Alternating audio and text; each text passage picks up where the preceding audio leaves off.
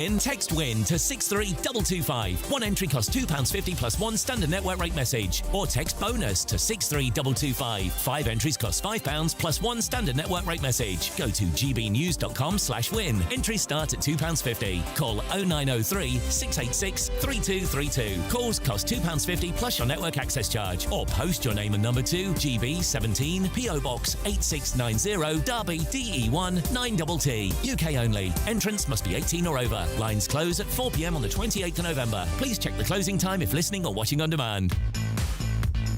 5 hosts, 5 opinions, 5 fearless debates, 5 unfiltered takes on the day's news. 5 reasons not to be anywhere else on Saturday night. This is the Saturday 5. You got me. You got me good there. Britain's biggest Saturday night TV show. It's not a bad brand. Yeah. Uncensored. Very, very racy tonight. On the unpredictable. What does she say? Can you translate it for us? And always entertaining. And how can a country go from being led by William Wallace Saturday nights from 6 p.m. only on GB News. the People's Channel? Britain's news channel. You're going to want to stay tuned, trust me. You want to know what's really going on in the corridors of power? Labour don't know what to do with you half the time, and that makes you quite lethal in the chamber. Get behind the headlines with Chopper's Political Podcast. Join me, Christopher Hope, as I sit down with the great and the good of British politics. We'll see where this ruling takes us. These are the stories shaping our nation. Chopper's Political Podcast, available now on all platforms. Listen in and stay ahead. Decisions made in Washington aren't just shaping America, they're shaping Britain too. From migration to global security, from crime to health. Whatever happens in the White House today will be felt in your town or city tomorrow. That's why The Late Show is live from Washington, DC. Cutting through the politics to show you what it all means for Britain. The Late Show live every night at midnight. Only on GB News. Britain's news channel. Britain deserves a newsroom that puts the facts and your voice first. Well, and that's what you get on GB News. Lively debates, lively conversation. And we're not afraid to hold power to account. And each other. So join me, Andrew Pearce. And me, Miriam Gates, for Britain's Newsroom, weekdays from 9:30 on GB News. This is Jubes & Co with you. Hello everyone, Patrick Christie is here. GB News, Britain's news channel. Access the stories that matter to you. Take the GB News family with you on any device. And as long as you have an internet connection. Tune in to GB News anywhere on the planet or beyond. GB News, the People's Channel, Britain's news channel. You want to know what's really going on in the corridors of power? Labour don't know what to do with you half the time, and that makes you quite lethal in the chamber. Get behind the headlines with Chopper's Political Podcast. Join me, Christopher Hope, as I sit down with the great and the good of British politics. We'll see where this ruling takes us. These are the stories shaping our nation. Chopper's Political Podcast, available now on all platforms. Listen in and stay ahead.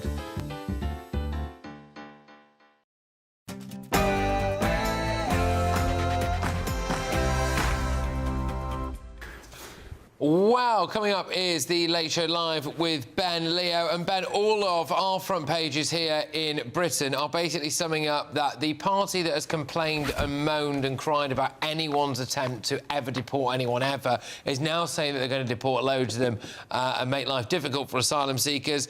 Labour backbenchers are calling Shabana Mahmood basically a fascist now, which is predictable. Nice of them to get a taste of their own medicine.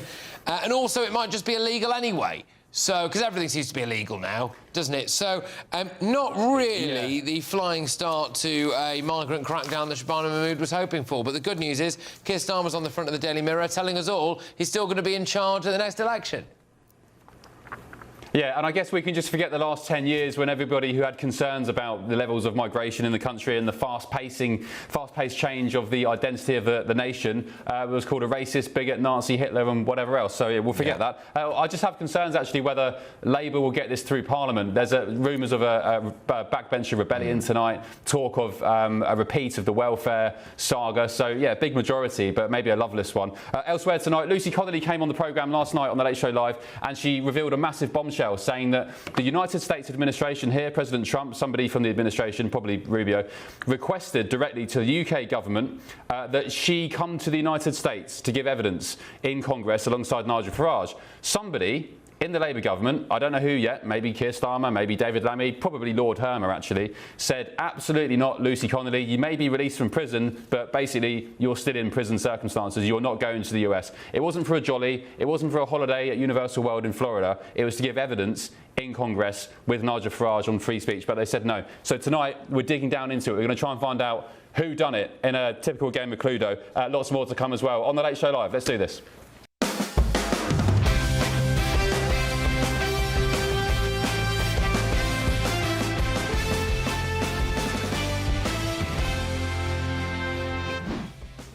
Good evening, welcome along to The Late Show Live. I'm Ben Leo. We're going to go live to Washington, D.C., where President Trump is speaking at a McDonald's summit. Let's take a quick listen to what he's saying. And people are seeing it. The Wall Street guys know it. The stock market hit its all-time high 48 times in a row in 9 months, 48 times during the 9-month period. And we're hitting the highest stock market we've ever had in history. All markets, all three, all markets, every one of them, has hit all brand new highs. It's a good time to be making this speech, because when you make one of these speeches, if you're doing lousy, it's not good. And you know, the stock market, you can say what you want, but it's a hell of an indicator. It's really a hell of an indicator. Your stock is doing phenomenally. But the stock market has hit an all-time high 48 times during the last 9 months. So we're going to pioneer new heights even from that. These new heights of prosperity are going to be incredible. We're looking at affordability. We're going to bring it down for everybody, because not everybody understands the fact that a great stock market is great for everybody, including 401ks. You know, the 401ks hit the highest number that they've ever been 2 days ago.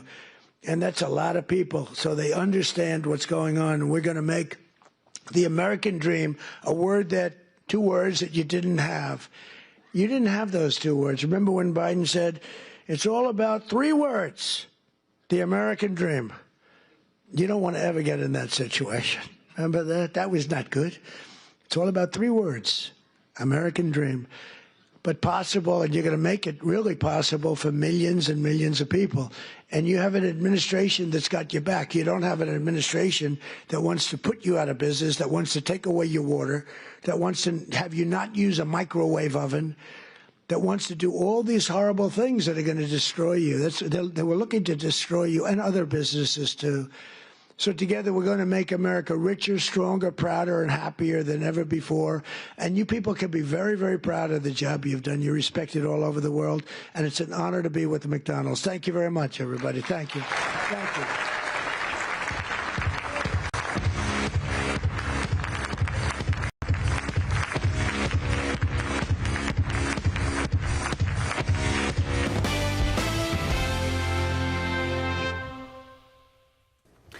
There we go. That was President Trump speaking at a McDonald's summit in Washington, D.C. just now. Probably not very exciting, but at least we had a little sneak peek of what he was saying. He was banging on about the stock market, saying it was at all-time highs. I just wonder, though, how long the stock market will be at all-time highs. It feels like it's on the precipice of actually tipping over, but what do I know? Right, breaking news tonight. The Home Secretary has done her best to convince the public that Labour is going to be tough on immigration. Do you believe them? In the Commons earlier today, she announced a number of policies to crack down on the issue, including refugees having to spend 20 years in the country before being able to claim settled status. Housing and weekly allowances will no longer be guaranteed, and those who can work or who have valuable assets, such as jewellery, when they arrive in the UK, will have to contribute towards their costs of living here.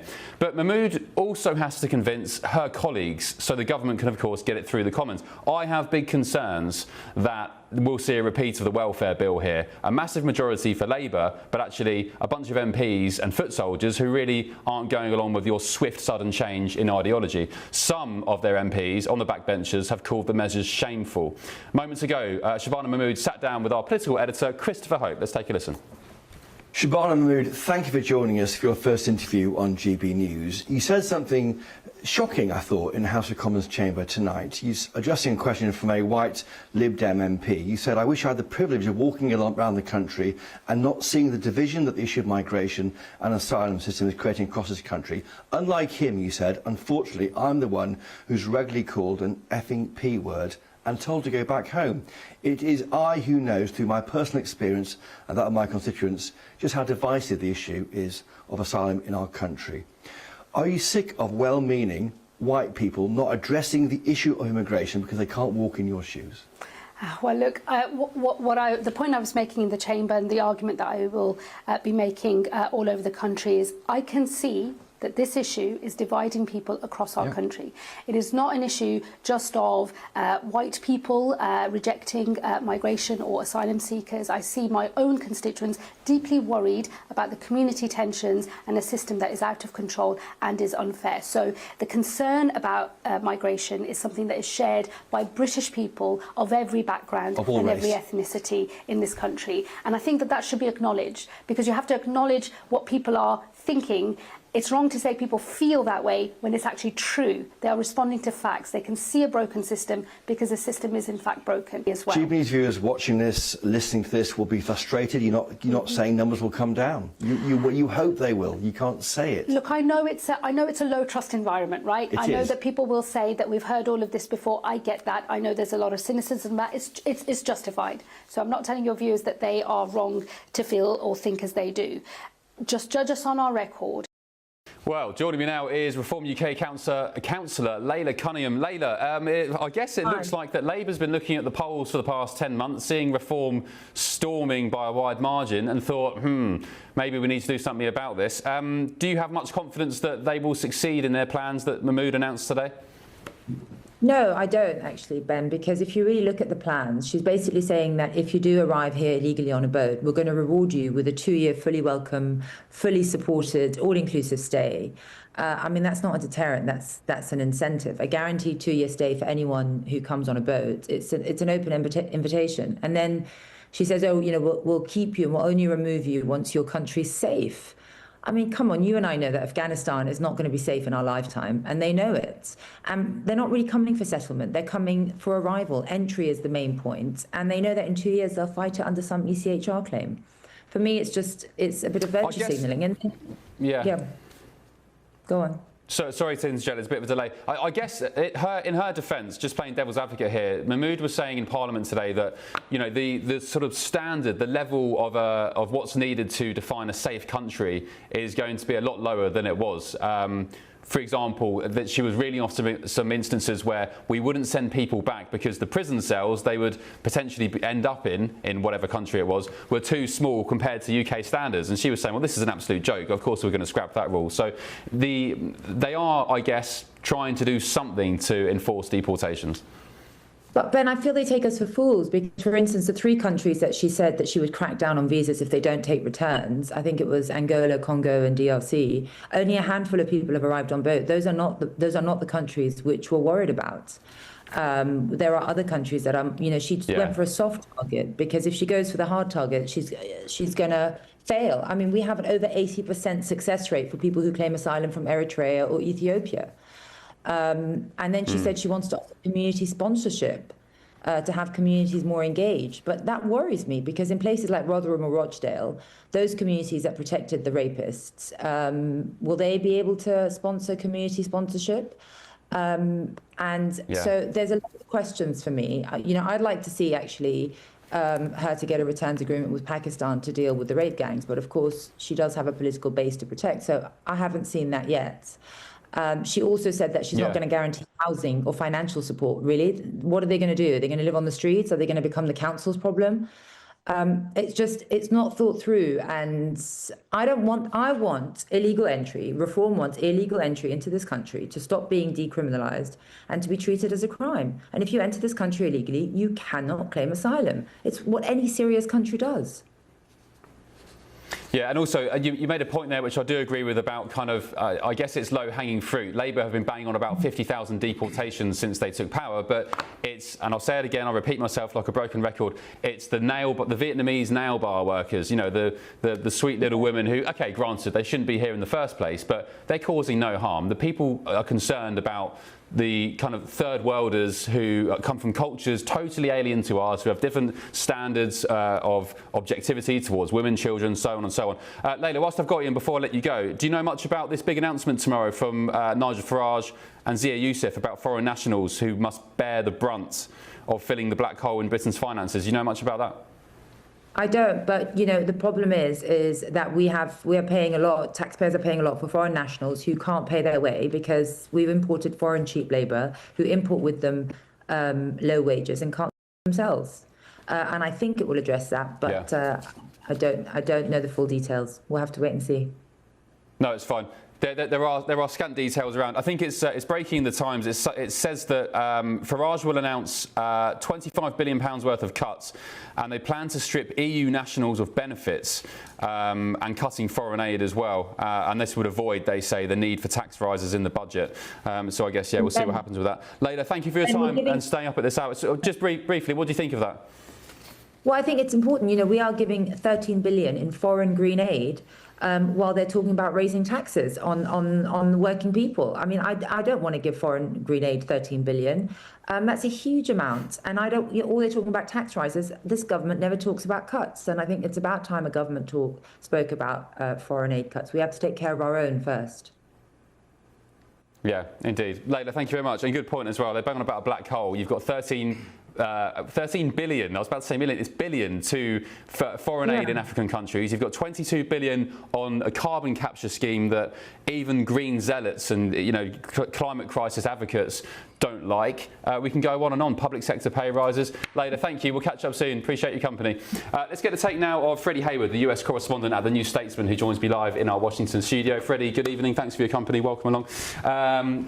First of all, what's your thoughts on these announcements today? I mean, it is kind of reform-esque, but my concern is that they'll struggle to get it through Parliament. We saw what happened with the welfare bill. Rumours tonight that backbenchers are already swirling and shouting at the clouds in anger. Right, yeah, the New Statesman has been tracking this throughout the day. We've already got 18 names on our list. This is obviously going to isolate the left of the party. I think the gamble that Shabana Mahmood and Number 10 is making essentially is that this is where the public is. This is what the public wants. We've seen that in elections throughout the past decade or so. It was obviously an integral part of Brexit and why people voted, the broader issue of immigration, that is. But yeah, there's a question of party management now.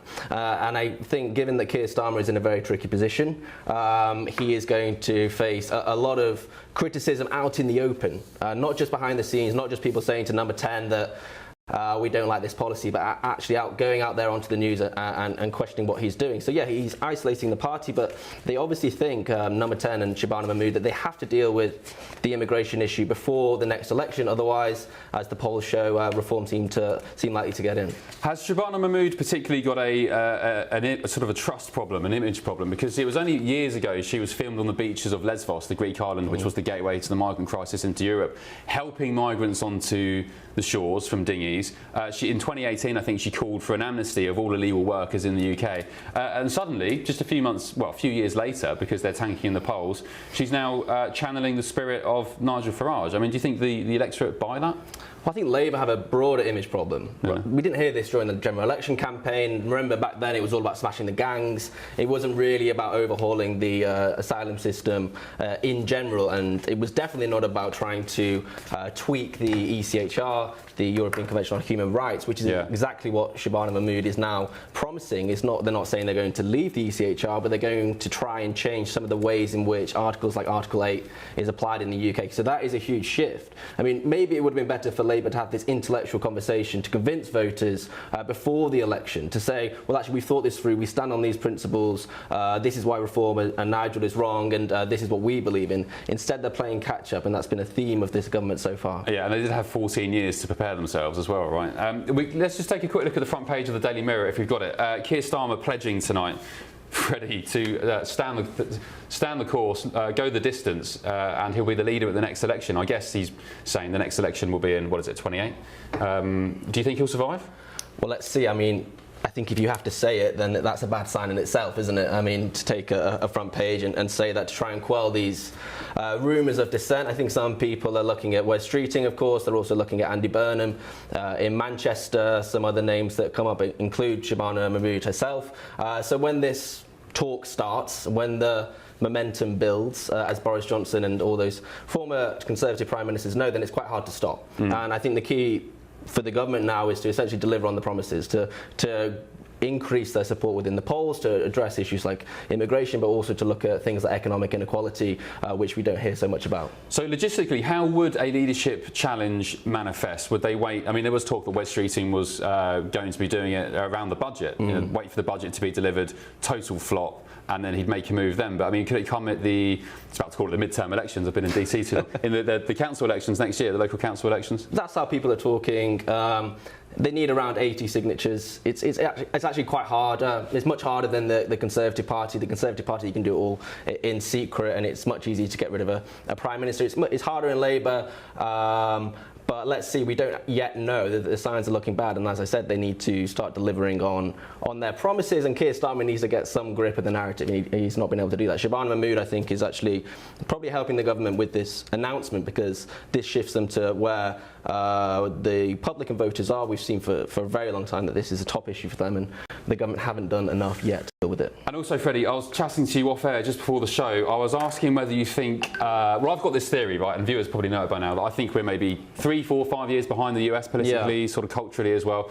Do you think we'll get to a point in the UK where we are now in America, where, I mean, 0 illegal immigration releases in the US since President Trump took power? I think deportations are at something like 1.5 million, 600,000 of which were forced deportations. Do you think we'll ever end up in the UK with a really sort of aggressive mass deportation policy, as you find now in the US? Well, I mean, there's a great connection between the UK and the US, and we're increasingly absorbing their politics as it comes across the Atlantic, and that's partly because of the internet and partly for other reasons.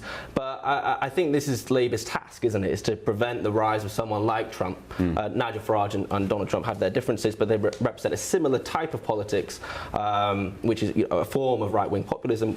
And Labour clearly need to do more to address the rise of this movement. I mean, there's a sense of inevitability about it now, and they're trying to resist this tide, and this is, I think, how we should see today's announcement.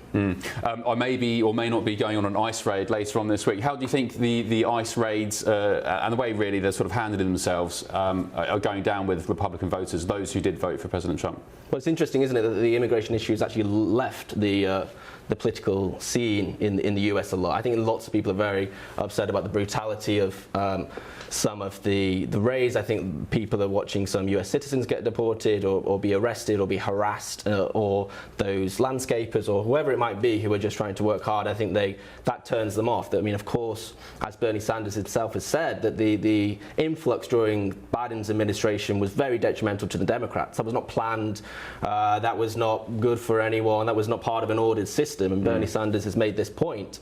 But now this is, again, not part of an ordered judicial system where you have masked men going door to door without much oversight. That seems to be a problem too. I guess, though, in their defence, they say they are masked because they're going to get doxxed. They're at risk of attacks from the left.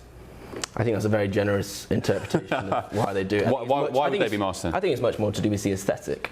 It's much more about intimidation. It's scary. Yeah, I think that's been a clear policy of the administration, has to implement an immigration system based on intimidation, to both deter people coming but also to force them to leave. And that's how I see it.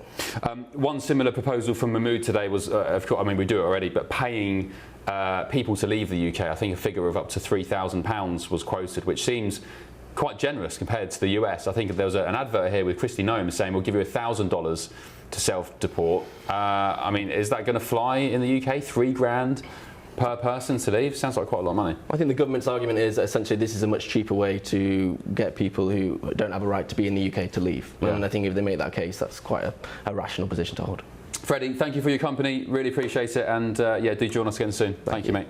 Right, let us know what you think on that. gbnews.com/your-say. Michelle, not Michael. You've said, good evening, Michelle. Ben, the old saying, fool me once, shame on you, fool me twice, shame on me, springs to mind about Labour. I don't believe a word they say. Labour, you say. What else is going on? Roy, you've said Labour do not have the qualities to succeed. Actually, talking of leaderships, I've always you know, I don't agree with him politically, but Wes Streeting seems to be the sharpest tool in the Labour box. I'd put my money on him being leader if there was a leadership race imminently. And Robbie, you've said Shabana was totally out of order in Parliament. Kemi spoke well and tried to be positive on Shabana's words and offered her party help. Then Shabana Mahmood attacks Kemi with vile rhetoric, knowing there could be no reply. I hope she loses a lot more Labour votes because of her rant. Thank you. Keep those coming in. Still ahead on The Late Show Live. As far as I'm aware, it was vetoed straight from the top. Right, we're playing a game of Who Done It tonight. Lucy Connolly told me last night that somebody from the Labour government in the upper echelons blocked a request directly from the Trump administration for her to visit America and give evidence in Congress. Somebody denied her the claim. She wasn't allowed to come by default because of her licence conditions. But was it Keir Starmer? Was it David Lammy? Or maybe Lord Hermer? We'll find out, or at least attempt to find out, in just a tick. This is The Late Show Live.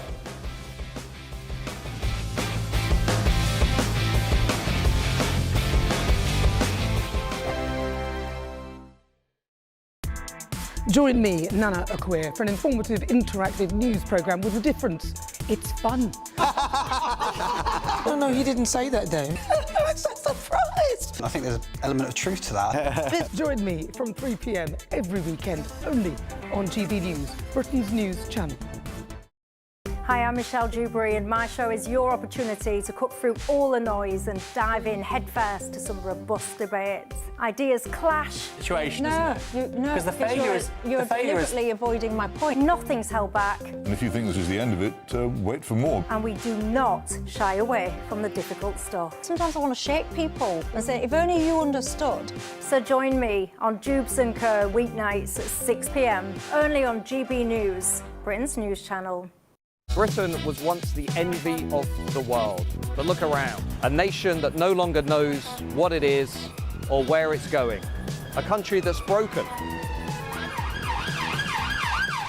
How do we fix Britain?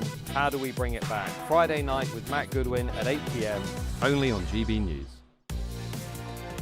Mornings don't have to be tiresome, especially if you have the right company. Wake up to news as it happens, opinion and debate, and of course, a little bit of entertainment too. Because when the kettle's on, we're on. That's Breakfast on GB News, a show worth waking up for. Every morning from 6 a.m. Only on the People's Channel, Britain's news channel. We'll spread the news, you spread the word. From the school run to the home run, watch a new show for all of Britain. He can say whatever he wants. A straight-talking show where all voices are heard. And, you know, when are we going to stop talking about smashing the gangs and actually do it? With the stories that matter from every part of our country. There's a bit of a crash landing there for your Chancellor. Bold, fearless and standing up for you. That's me, Martin Daubney, 3 p.m. till 6 p.m, weekdays, here only on GB News. The People's Channel, Britain's news channel. In the GB Newsroom, we bring you the news as it happens. With our team of dedicated journalists across the UK, we're ready to keep you up to date with what's happening every half an hour, every single day. Bulletins here on GB News. The People's Channel, Britain's news channel.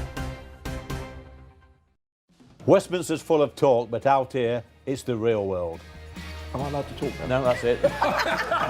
This is where it matters, real people and real lives. That's what politics is all about. The fact is Trump made a good start. No. Straight answers, no spin, and just a couple of pints. How many fingers have I got up? About 10. So join me for Lee Anderson's Real World every Friday at 7 p.m. only on GB News. The People's Channel, Britain's news channel.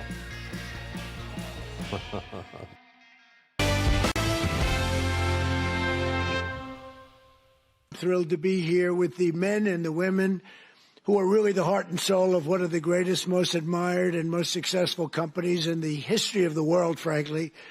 The one and only McDonald's. I've gone there a couple of times.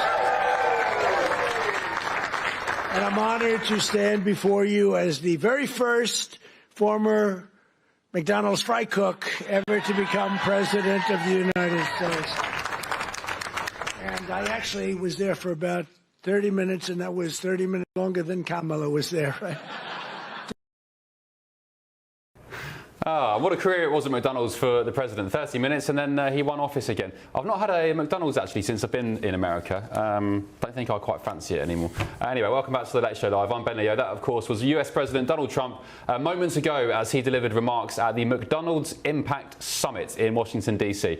Right, we move on. Last night, I was joined by Lucy Connolly, the English mother, of course, given a 2.5-year sentence over that now infamous social media post during the Southport murders. Well, in an extraordinary interview, Lucy told me last night that she was set to visit the US with Nigel Farage to give evidence in Congress. It was a direct request from the US government. The Trump administration went to the Labour government and said, please, can we have Lucy Connolly? She wasn't allowed to travel because her probation licence forbids her from going abroad. But there was a direct request for this special occasion. Anyway, it was denied by somebody high up at Labour. We don't know who. This is what Lucy said. Obviously, Nigel was really keen for me to go with him to America to give evidence on this. And as far as I'm aware, it was vetoed straight from the top. I mean, the original plan at the time was to go straight to David Lammy. I don't know the ins and outs of what was said and what happened. I just know that I got an answer back of, it's a hard no. So you don't know who stopped it in the UK? I mean, was it David Lammy, potentially?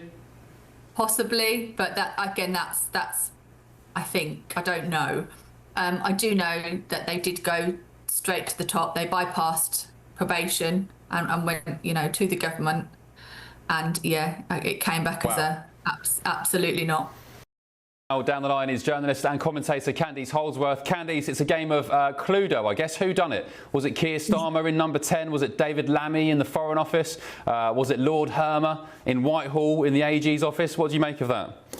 It could be any of them. I mean, there have been so many articles written that it was Hermer that approved her prosecution for racial hatred, and he also refused to review her sentence, any unduly lenient, any sentences which are unduly harsh. So, you know, he's not in the mood to be lenient now, if that's the case. I think David Lammy is very proud of all the relationships he's built up in the US, so he wouldn't want to do anything that would be seen to undermine it. And Keir Starmer, every time he's been asked about the free speech issue, he denies it. He pushes back quite hard. I think it's something that's really rattled him. He's done it twice in the presence of Trump now. He said, no, the UK has great free speech. We've always had it. I don't accept that. They think it's a big right-wing talking point. They will never accept that Lucy Connolly was treated harshly in any way. They probably think, and I'm speculating, that she got what she deserved. Yeah, Keir Starmer always said, I mean, he did it next to President Trump at Turnberry on the steps. He says, well, of course we've had free speech in Britain. We've enjoyed it for a very long time. Well, compared to the US at least, the UK, I can guarantee you now, speaking from first-hand experience, does not have free speech. Candice, they being the probation service, they put Lucy Connolly in the same banding as serious sex offenders. It's the MAPA banding, which is multi-agency, it means. It means that everybody's around. You've got social services, the police, councils and so on, all keeping tabs on you. Why would they put a mother of one who has had a pretty decent life up until that infamous tweet in the same banding as really serious criminals and sex offenders? Yeah, it defies common sense. I mean, she has said that they've said to her it's because she's such a public figure and she's so well known. But I don't know. She's becoming a symbol of something. She is. She's become a massive symbol of the free speech issue in this country. I mean, I think it was a huge mistake that she was treated so harshly, because it's massively damaged this Labour government. And I think they are very insecure about it. They know this. I mean, there was a poll that came out, I think it was 2 weeks ago, just showing how negative people are in this country, how negatively they feel about it. There's an enormous sense of malaise. I think the Labour government itself, it's crashed in the opinion polls. They've got threats from the populist left. They've got threats from the populist right. They are so insecure. And Lucy Connolly is a big symbol of just how negative and sinister everything has become and how people are viewing things right now. And I think that they don't quite realize how people in other countries are viewing us too. It's not just a right-wing talking point. I encounter this everywhere. And also, interestingly, on the American left as well, they also think that there's a problem in England. So it's not just a right-wing conspiracy theory. All right, well, let's ask the so-called American left, because I'm joined now by my panel here in DC, the political consultant Thomas Corbett-Dillon and the former Obama policy advisor Laurie A. Watkins. Good evening to you both. Thank you for your company. Laurie, I guess you are of left of centre. What's your view of free speech in Britain today? Well, from appearing on your program multiple weeks in a row, from the things that I've heard of people either been imprisoned, denied visas, etc., that I think it's gone many steps too far here in the United States. That is one of the freedoms that we have, the protection of speech, and I think that that should be applied to any democratic country, especially here in the United States. But I still need to know what the tweet was. Okay, yeah, so we were talking off air. Thomas, do you remember what the tweet was? It was, wasn't it, she didn't care if the hospital burnt or something? It was something she didn't care, right? I'll tell you what it was, Laurie. So she tweeted, so there's context as well. So it was during the Southport murders and the riots last year. So we had some absolute monster, I'm not going to say his name on air again. He killed 3 beautiful babies at a Taylor Swift dance class. There was huge public anger. There was some rioting at Asylum hotels and so on, because there was some false information going around that it was an asylum seeker, a small boat migrant. Lucy Connolly tweeted, "Burn the hotels down for all I care." And she called some people bastards as well. Excuse my French. She was given a 2.5-year sentence for that. 2.5 years in prison for saying, burn the hotels down for all I care. For all I care being the caveat. And she was accused, well, she pleaded guilty. She was bounced into it, pleaded guilty for inciting racial hatred and violence. Well, as an American, I can only, cite the laws here in the United States, which are that if you publicly say something or put something in print that would incite violence, that would cause harm, do harm to another person, like also you understand if you went into a crowded theater and you yelled fire, for example, that's another example that, is not going to be tolerated by law, and you will be prosecuted for that. So I can only say that if there was harm that came and someone was actually hurt, or someone did decide to burn down the hospitals, that would, go up in the court case, and the court would decide whether through a judge or a jury, etc. Yeah. But it doesn't seem from what you have told me that that's what happens. Well, there's the tweet. I was reading off from the top of my head. It says, mass deportations now, set fire to all the effing hotels full of the B words, for all I care. While you're at it, take the treacherous government and politicians with them. I feel physically sick knowing what these families will now have to endure, the families of the murdered girls. If that makes me racist, so be it. Well, the other thing I will say is it is included in her tweet about government officials. So that, again, I don't know your laws, but that could also be another reason why they took, punitive action against her. Interesting. Thomas, who do you think, who done it at the top of the Labour government? The Trump administration, probably the State Department, went to the UK government and said, please can we have Lucy Connolly in Congress giving evidence? Somebody said no, somebody got involved.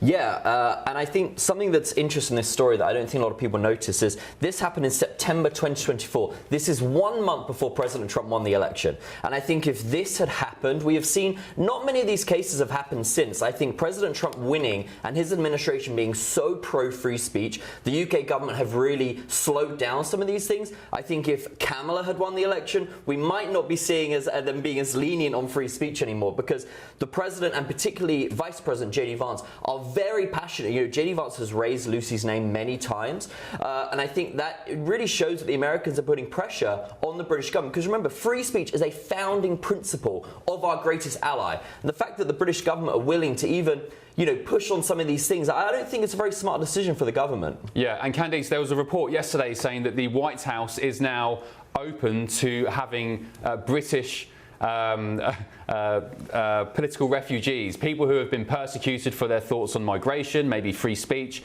like Lucy Connolly, some would argue, the likes of Graham Linehan, who was arrested at Heathrow Airport by armed cops for his joke about a trans bloke in a women's bathroom. There's now suggestion that the White House is open to accepting Brits on a political persecution basis. I know, I've heard about this. I just think that if we were to do that, that would mean we'd lost all hope, right? Like, you can't fight anymore, that you can't change anything. I mean, that's like the point of ultimate despair, that you've just given up. I mean, I saw your interview with Lucy Connolly yesterday, and she said that she feels like she's at that point. You can imagine why, because of what she's been through. But she says her husband still wants to fight. And I think there is still that attitude. A lot of people think, hang on, no, there's still everything to fight for, and we can't just give up and run away yet. I speak to people who grew up in the Soviet Union, and they sort of got to the point where they just felt complete apathy, complete despair, total depression. They just given up on everything. They just shrug. And I just hope that we're not quite at that point yet.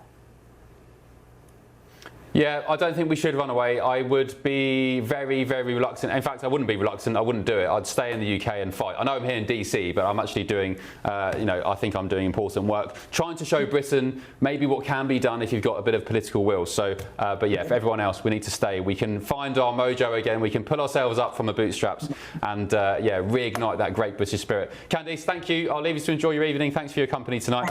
And I have been advised to apologise for the flagrant language saying the B word. You know what the B word is, and I apologise for saying it. Right, coming up on the Late Show Live. So you're happy prescribing 9-year-old children with the alternative, with puberty blockers, cross hormones. Puberty blockers are the best time for puberty blockers is when puberty starts.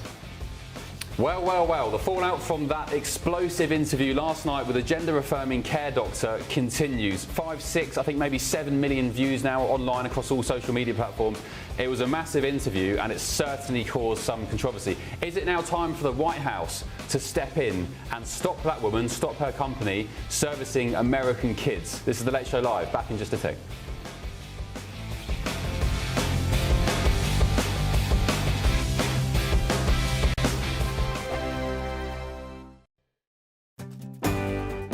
I'm Michael Portillo. This is GB News, the People's Channel, Britain's news channel.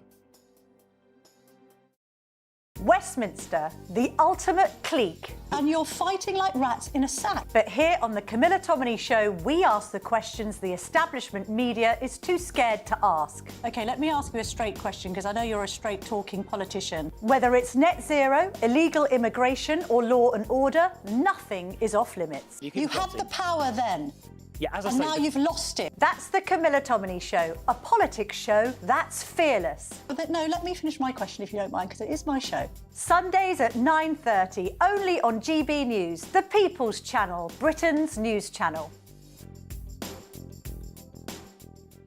No matter the state it's in, this is our nation. Join me, Jacob Rees-Mogg, for a genuine, honest discussion on where we have been, where we are going, and where we are with the people who set the direction. Tune in to State of the Nation every Monday to Thursday, 8 to 9 o'clock. Only on GB News. Britain deserves a newsroom that puts the facts and your voice first. Well, and that's what you get on GB News. Lively debates, lively conversation. And we're not afraid to hold power to account. And each other. So join me, Andrew Pierce. And me, Miriam Gates, for Britain's Newsroom, weekdays from 9:30 on GB News. At GB News, we love to hear from you, our loyal community. So drop us a line at gbnews.com/yoursay. There you can talk to each other and also to the presenters live on air. gbnews.com/yoursay, because GB News is your channel, Britain's news channel. Westminster's full of talk, but out here, it's the real world. Am I allowed to talk then? No, that's it. This is where it matters, real people and real lives. That's what politics is all about. The fact is Trump made a good start. No. Straight answers, no spin, and just a couple of pints. How many fingers have I got up? About 10. So join me for Lee Anderson's Real World every Friday at 7 p.m, only on GB News. The People's Channel, Britain's news channel.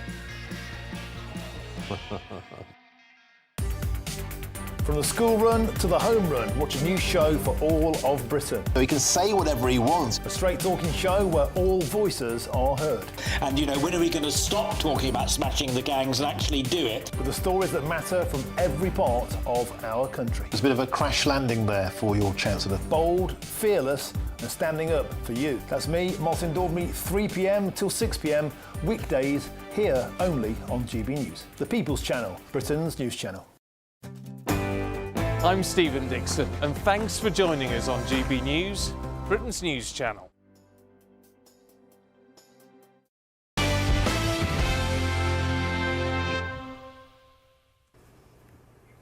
So welcome back to The Late Show Live. Well, last night, you may remember, I sat down with GenderGP.com's Dr. Helen Weberly. The interview went viral online today, millions of people all across the world watching it, and you'll see why in just a second. For those who don't know, if you weren't around last night or on your phones today, GenderGP.com is a rather controversial online platform providing so-called gender-affirming care for transgender and non-binary individuals, which includes primarily children. They basically refer prescriptions to doctors for children for puberty blockers, cross hormones and so on. It recently launched in 9 states across America. That's why they were here last night, including Washington, Arizona, New York and California. But the big question begs tonight, after our bombshell interview last night, is it time for the White House to step in? Here's a flavour of what happened last night. My 2-year-old son came up to me the other day. I went back home to the UK. And he said, "Daddy, I'm going to have a baby." And I said, "Zach, you can't have a baby because you're a boy. You're a man. You can't have babies." And he said, "Well, I'm going to be a girl. I want to be a girl." What would you have said to him if you were me? Well, I wouldn't have said, Zach, you're a boy and boys can't have babies, because that's absolutely not true. So, I mean, I don't know what your parenting is like. And you don't think think boys can have babies? You mean males? Yes. Yes. You think males? Sorry, you think males can have babies? Yes. Right. I mean, do you want me to explain? Yes, please. Yeah. So transgender males have a womb, a uterus, and ovaries. Okay, so they were born, if you like, female, and but they actually identify as males. So we refer to them as males. They have ovaries, a womb, a uterus, a vagina, and that means you can carry a baby. Transgender males being women.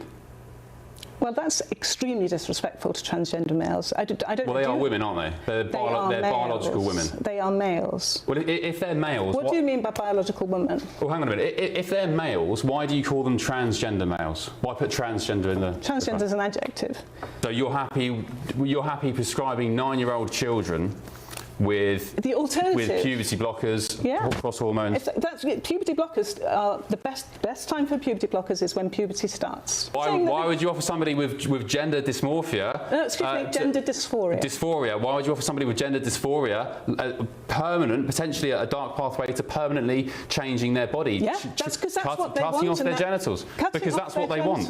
Okay, same thing as an anorexia patient. If that's what they want, they think they're fat and they want liposuction. If that's what they want, just give it to them. Yes. No. They are completely right, so what's different. The difference? The difference is that anorexia nervosa is a very, very severe mental illness, and actually we need to be very careful. Well, there we go. I'd argue transgenderism is a severe mental illness really? as well. Yeah, well, of course. You are way I don't see any difference. You don't. Well, then I think you're extraordinarily unkind. So disrespectful. I say it in the fact that it doesn't bother me what you want to do with your own life. My problem comes with children. But when do you think transgender adults become transgender? Do you think it happens at 18, or do you think it actually is their identity from within them, from whenever they were conceived? Okay, I think you're very dangerous, and actually I'd say borderline evil. Okay, well, I think let's let your listeners decide. All right, joining me now is radio host Ben Ferguson. Ben, good evening. Thank you for your company. I think the White House would be very keen to take a look at this company. They've been active all over the world. Yeah. Her husband's been struck off for example, which wasn't shown in that clip, her husband, who she claims has nothing to do with her new website, has been struck off for dishing out puberty blockers to a child of 9 after a 10-minute chat on Skype, as one example. Yeah. Do you think the White House would be keen to know this woman setting up camp in the US?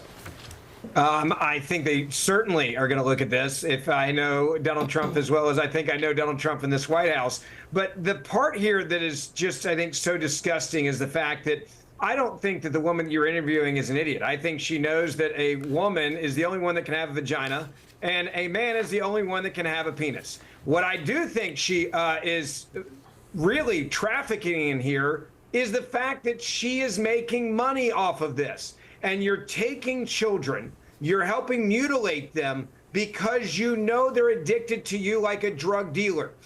Go back to Vanderbilt University in Nashville, Tennessee. They had a symposium with doctors and they said, listen, sign these kids up.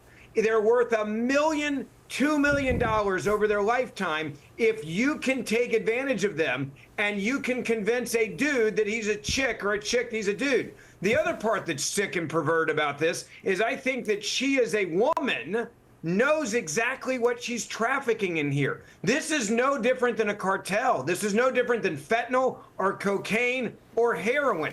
These are evil people who are seeing an opportunity to destroy a child's life and get rich while doing it. In my opinion, this is literally no different than sex trafficking children. They're making more money off of these puberty blockers and what they're doing to these kids and mutilating them than even drug dealers do, or those that are selling kids on the black market. So I do hope the president looks at this, and I think this is beyond immoral. I think this should be illegal. I think people should go to jail for doing this. Yeah, of course, if she was here, I have to say for Ofcom reasons, if she was here, she'd deny all that and probably say that, you know, she's looking after children to stop them taking their own lives.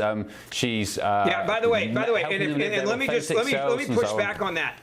Let me push back. Do you know that those who go through a full transition, statistics show their suicide rate actually goes up, not down, after a full transition? So that's after you cut anything off you want to cut off, add anything on you want to add on, and then you still have emptiness because it's a mental health issue, and I have compassion for people that deal with mental health issues. I can't imagine being trapped in the opposite sex of what I think I am. We need to go back to helping people mentally on that and not actually trying to go, great, you've got a problem. I want to make money off of you. I want to traffic in your pain and suffering. And that is what she is doing. And her husband's doing it, and anyone else in this field. This is not taking care of people. This is destroying people. And I would say to her, how much money are you wanting to make off of doing this to children? And my guess is she's probably wanting to be as rich as Elon Musk and destroy kids' lives in the process. Yeah.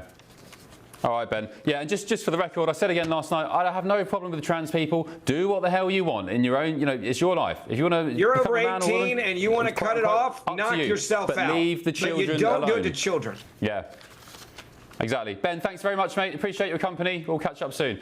Still ahead on the Late Show Live, we're going to be taking a look at the front pages from tomorrow's papers before they hit the shelf. I think one Benjamin Butterworth is joining us down the line. You lucky so-and-so. Back in a sec.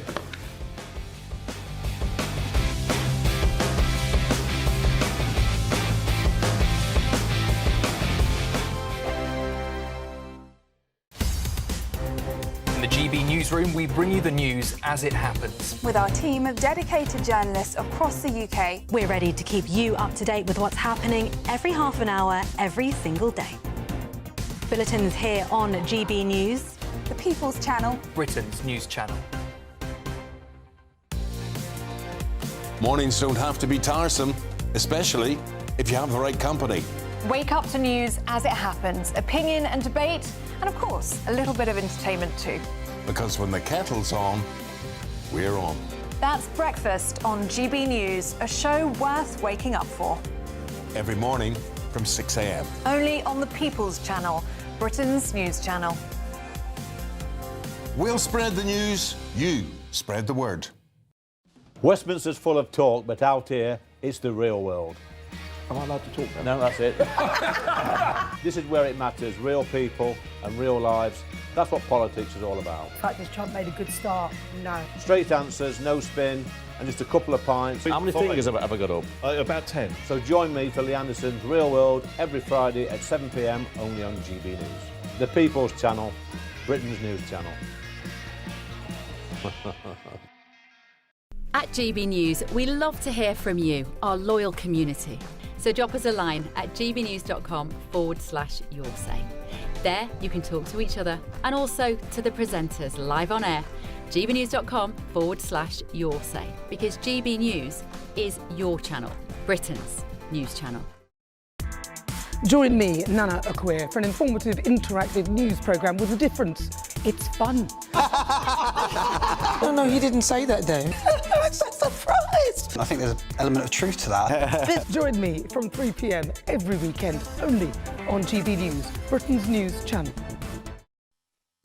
You want to know what's really going on in the corridors of power? Labour don't know what to do with you half the time, and that makes you quite lethal in the chamber. Get behind the headlines with Chopper's political podcast. Join me, Christopher Hope, as I sit down with the great and the good of British politics. We'll see where this ruling takes us. These are the stories shaping our nation. Chopper's political podcast, available now on all platforms. Listen in and stay ahead.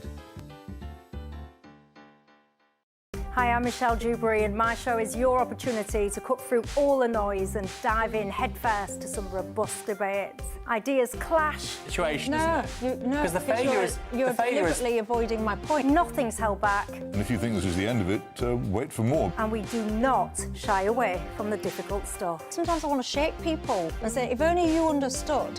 So join me on Jubes & Co. weeknights at 6 p.m. only on GB News, Britain's news channel.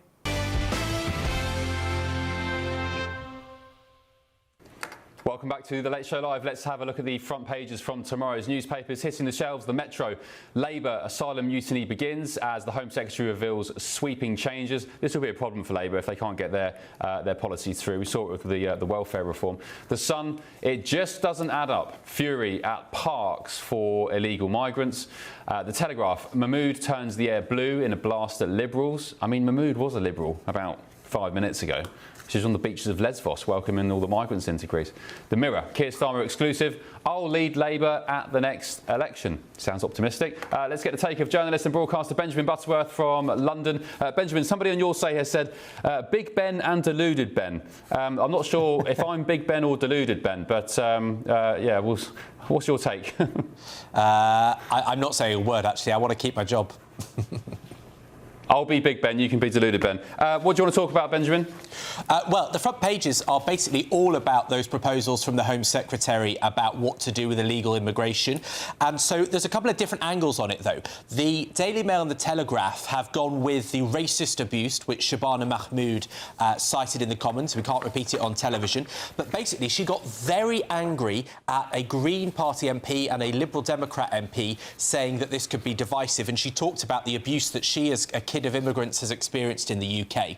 But then there's another angle to this, which is the question of whether it can be passed. And that's what The Guardian, the Metro, the Independent and the newspaper, the sort of left-leaning newspapers, all lead on, which is that The Guardian goes with the Starmer faces Labour revolt over hardline asylum plans. And so that will be the big question. Yeah. 18 Labour MPs have said that they're against this already. It's a very small fraction of the majority, but could that be a growing mutiny? Yeah, although the Tories, the Conservatives, Kemi Badenoch took the stand today and said, I mean, she was pretty much heaping praise on Shabana Mahmood and saying, look, we'll back you on this. So, I mean, how big does the rebellion need to be in light of the Tories, you know? And also, by the way, Benjamin, as I just said, Shabana Mahmood was on the beaches of Lesbos years ago welcoming migrants into Greece. She was calling for the UK government at the time to double their refugee intake and also calling for an amnesty of workers. So, I mean, does anyone believe her? Does the electorate believe her? She's just a political chameleon, isn't she? I mean, she said to Christopher Hope tonight on this channel that people should judge her on what she does. So we'll have to come back to that question, I suspect, in 12 months' time. But I do think, generally, with politicians, we should judge them on what they do when they're in power. Opposition leads politicians to say all sorts of easy things, and now she's got power, she's been quite serious about it. I dare say that Labour knows if they don't fix this problem in the public's eye, then they are not going to have any chance of winning the subsequent general election. Yeah. OK, Benjamin, stick around, please, because in the next hour, I want your thoughts on that trans interview that took place yesterday. I'd love to pick your brains on that. And, yeah, more papers in the next hour. Thank you, Benjamin. gbnews.com/you'll say, Paul Farrow, you said it's 12:40 in the morning. There should be no need to apologise, Ben, for using the B word. Any kids that are still awake, it's the parents' fault. I know, it's probably not for kids. It's just in case anyone gets offended. There are some snowflakes still around. And Michael said, Ben, can you please stop making your show so watchable? It's one of the best news shows ever. I need to go to bed, but it's riveting. Thank you, Michael. Or was it Mum? Probably Michael. Thank you. Right, more coming up in the next hour, including, is the US president going to take the World Cup away from Los Angeles? Trump has said, clear your crime-ridden cities up or you ain't getting the World Cup next year. First, though, let's get your latest weather update.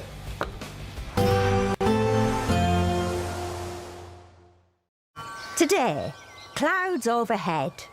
Total zen within. Boxed Solar sponsors the weather on GB News. Hello, very good morning to you. This is your GB News weather update from the Met Office. We have cold Arctic air pushing its way across the country at the moment, and that's going to bring some rain, yes, but also a bit of snow and ice. The rain's mainly across parts of Scotland, also feeding into northern England and North Wales, and there is some hill snow mixed in with this. The highest ground of northern England seeing something a bit wintry, but modest higher ground over parts of Scotland. Some wet snow down to around 150 metres or so, and perhaps 5 to 10 centimetres building up over the higher ground. Staying drier towards the south, but a few showers pushing through. For all places, a chilly feel for sure. Coldest in the north, some places struggling to get above freezing. Could see highs in just about the double figures across the far south. As we go into this evening then, more wintry weather across some higher ground of Scotland. Showery rain around the coastal parts, but modest higher ground, likely to see further snow building up as we go through the end of the day. Showers piling into northern parts of Northern Ireland. Some of these could be falling as sleet or snow, as can the showery bursts of rain across northern parts of England and Wales over the highest ground at least. Staying dry towards the south and southeast, clearer skies as we go through the evening and overnight.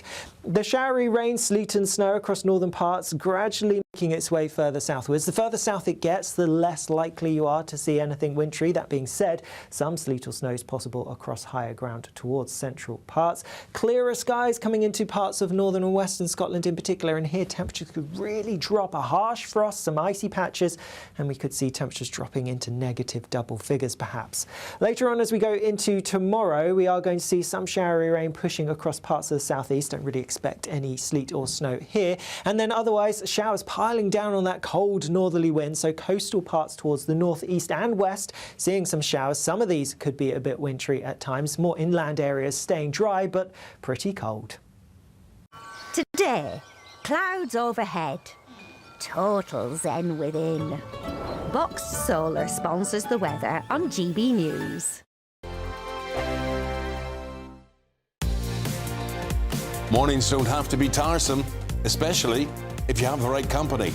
Wake up to news as it happens, opinion and debate, and of course, a little bit of entertainment too. Because when the kettle's on, we're on. That's Breakfast on GB News, a show worth waking up for. Every morning from 6 a.m. Only on the People's Channel, Britain's news channel. We'll spread the news, you spread the word. Hi, I'm Michelle Dewberry, and my show is your opportunity to cut through all the noise and dive in headfirst to some robust debates. Ideas clash. Situation, isn't it? No, Because the failure is... You're deliberately avoiding my point. Nothing's held back. And if you think this is the end of it, wait for more. And we do not shy away from the difficult stuff. Sometimes I want to shake people and say, if only you understood. So join me on Jubes and Kerr weeknights at 6 p.m, only on GB News, Britain's news channel. Join me, Nana Akweer, for an informative, interactive news programme with a difference. It's fun. No, he didn't say that, Dave. I'm so surprised. I think there's an element of truth to that. Join me from 3 p.m. every weekend, only on GB News, Britain's news channel. At GB News, we love to hear from you, our loyal community. So drop us a line at gbnews.com/yoursay. There, you can talk to each other and also to the presenters live on air. gbnews.com/yoursay, because GB News is your channel, Britain's news channel. Westminster, the ultimate clique. And you're fighting like rats in a sack. But here on the Camilla Tominey Show, we ask the questions the establishment media is too scared to ask. OK, let me ask you a straight question, because I know you're a straight-talking politician. Whether it's net zero, illegal immigration or law and order, nothing is off limits. You had the power then. Yeah, as I and say, now you've lost it. That's the Camilla Tominey Show, a politics show that's fearless. But no, let me finish my question if you don't mind, because it is my show. Sundays at 9:30, only on GB News, the People's Channel, Britain's news channel. From the school run to the home run, watch a new show for all of Britain. So he can say whatever he wants. A straight talking show where all voices are heard. And, you know, when are we going to stop talking about smashing the gangs and actually do it? With the stories that matter from every part of our country. There's a bit of a crash landing there for your Chancellor. Bold, fearless and standing up for you. That's me, Martin Daubney, 3 p.m. till 6 p.m, weekdays, here only on GB News. The People's Channel, Britain's news channel. I'm Tom Harwood. This is GB News, Britain's news channel.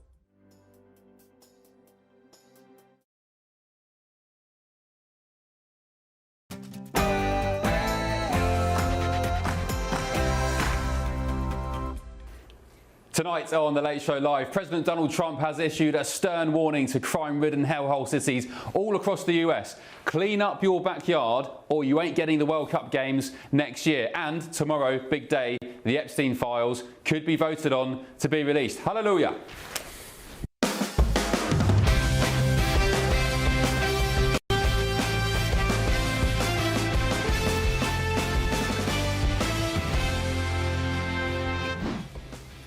Good evening, hope you're well. On The Late Show Live tonight. And if they think they're going to have a problem, they should say so.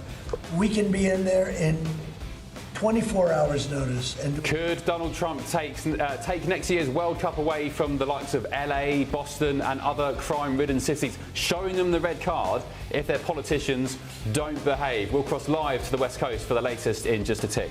Also tonight. We have nothing to do with Epstein, the Democrats do. All of his friends were Democrats. Release the files. President Trump calls on Republicans to vote to release the Epstein trove in Congress tomorrow. The noisy Democrats and, of course, some Republicans are finally getting what they want. Yeah, well, of course. You are way I don't behind see any difference. You don't. Well, then I think you're extraordinarily unkind. I think you're very dangerous, and actually, I'd say borderline evil. Well, as we know, that's gone absolutely crazy all around the world. It's gone viral online. The gender clinic boss who said with a straight face last night that my 2-year-old son could one day become a mother. Yeah, you work it out. Anyway, she's coming to the US to set up business. But big question is, should the White House now be looking at the lead doctor I spoke to and her controversial company? My panel are absolutely gagging to get stuck into that. Stay tuned. I'm Ben Leo, this is The Late Show Live, and welcome to the second hour where we've got all the stories you'll be talking about later today, more debates and of course, 0 ad breaks. Don't go anywhere.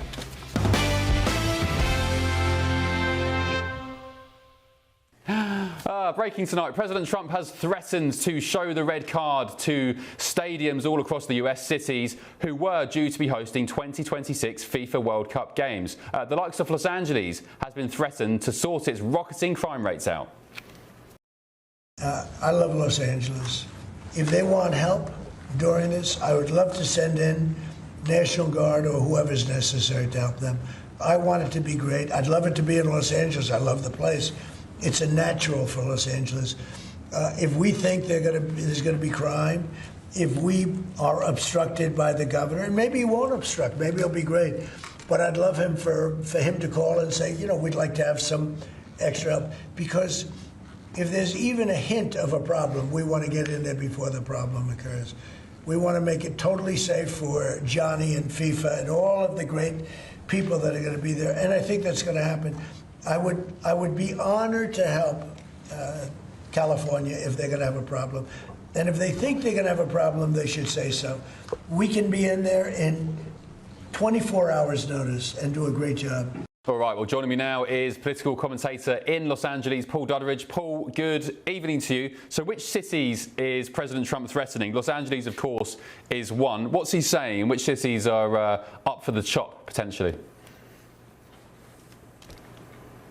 Yeah, well, yes, you've already pointed out Angeles, where I live. Boston, I think you mentioned Seattle. And these are threats he's already made. So, yeah, Seattle and Boston and Los Angeles are on his list at the moment. You know, there's 11 cities hosting the World Cup in because it's North America. People think it's the US World Cup. It's the North America. So there's going to be Mexico and Canada, and I'm sure real football fans know that. But there's 11 cities in the US that are part of the hosting, and 9 of them are Democrat cities. So I think you're going to be hearing a lot more of these because one of them is Zoran Mamdani. One of them, and where the final is going to be, is Zoran Mamdani, New York, New Jersey, they're calling it. But so, yeah, we've got 9 Democrat cities and 3 have already been threatened by Trump. So it's like, this is more fun than the World Cup turns out to be most times. Yeah, no, it is. And it's the World Cup draw here in DC in just a few weeks. So we'll be there to see, GB News will be there, me hopefully, to see who England is drawn against in the groups. But do you think Trump really would see this out? Surely it's up to FIFA, isn't it? It's a FIFA operation. It's not down to President Trump to say, well, you know, I don't like Mamdani because he's a commie and New Jersey's not having the final. We'll put it, you know, at Mar-a-Lago or something. Surely that's not how it works, is it? Oh, absolutely right. Look, it's ultimately going to be between FIFA and the governors and the cities. But we've already seen that if Trump gets a bee in his bonnet, he can bring pressure to bear. I mean, he said himself, I think he's actually said himself in part of the speech that you were showing earlier. He's not saying that he can do that, but he can bring influence. Is Gianni Infantino is the head of the president of FIFA's name? Yeah. He was going to have a word with Gianni, and he was going to bring influence to bear. So I don't even think he pretends that he's got that ultimate sanction. But when you suddenly lock down a city or send in the National Guard, you can actually, bring in a lot of. Federal government has got quite a lot of power if he wants to. But I mean, obviously, he's just saber rattling at the moment. It's never going to happen. I don't think any of these have been decided since 2022. I think these cities have been delegated. So I just think it's just beautiful Trump just shooting from the lip again, and it's just hilarious. And for me, it makes the whole, now we're going to be on the edge of our seats to see whether the tickets will actually be honoured and whether we'll actually have to go to another city to watch the game. So he's already made it more interesting, in my opinion. Yeah, and I think there was talk today about ticket holders, supporters, football fans who come to the US. They'll be given sort of fast-tracked visas, I think, and made sure they're not stuck in, awful lines and so on. And as you're quite right, Paul, it's Canada, America, USA, and of course Mexico hosting a spate of games. Just tell us, when's it due to kick off? Which other cities are due to host games? Just enlighten viewers if they're not aware. Oh, I don't know. It's like June, July next year. I'm not your sports bell, but it's going to be. I've got the list of cities here. If you'd like, I'll tell you all the US cities. Yeah, go on then. It is. Yeah, I'll give you all the US cities. Miami's one. It is. Miami, Atlanta, Boston, Dallas, and see, Dallas had a Democrat mayor who's now flipped to being a Republican, so it would have been 10 out of 11 otherwise.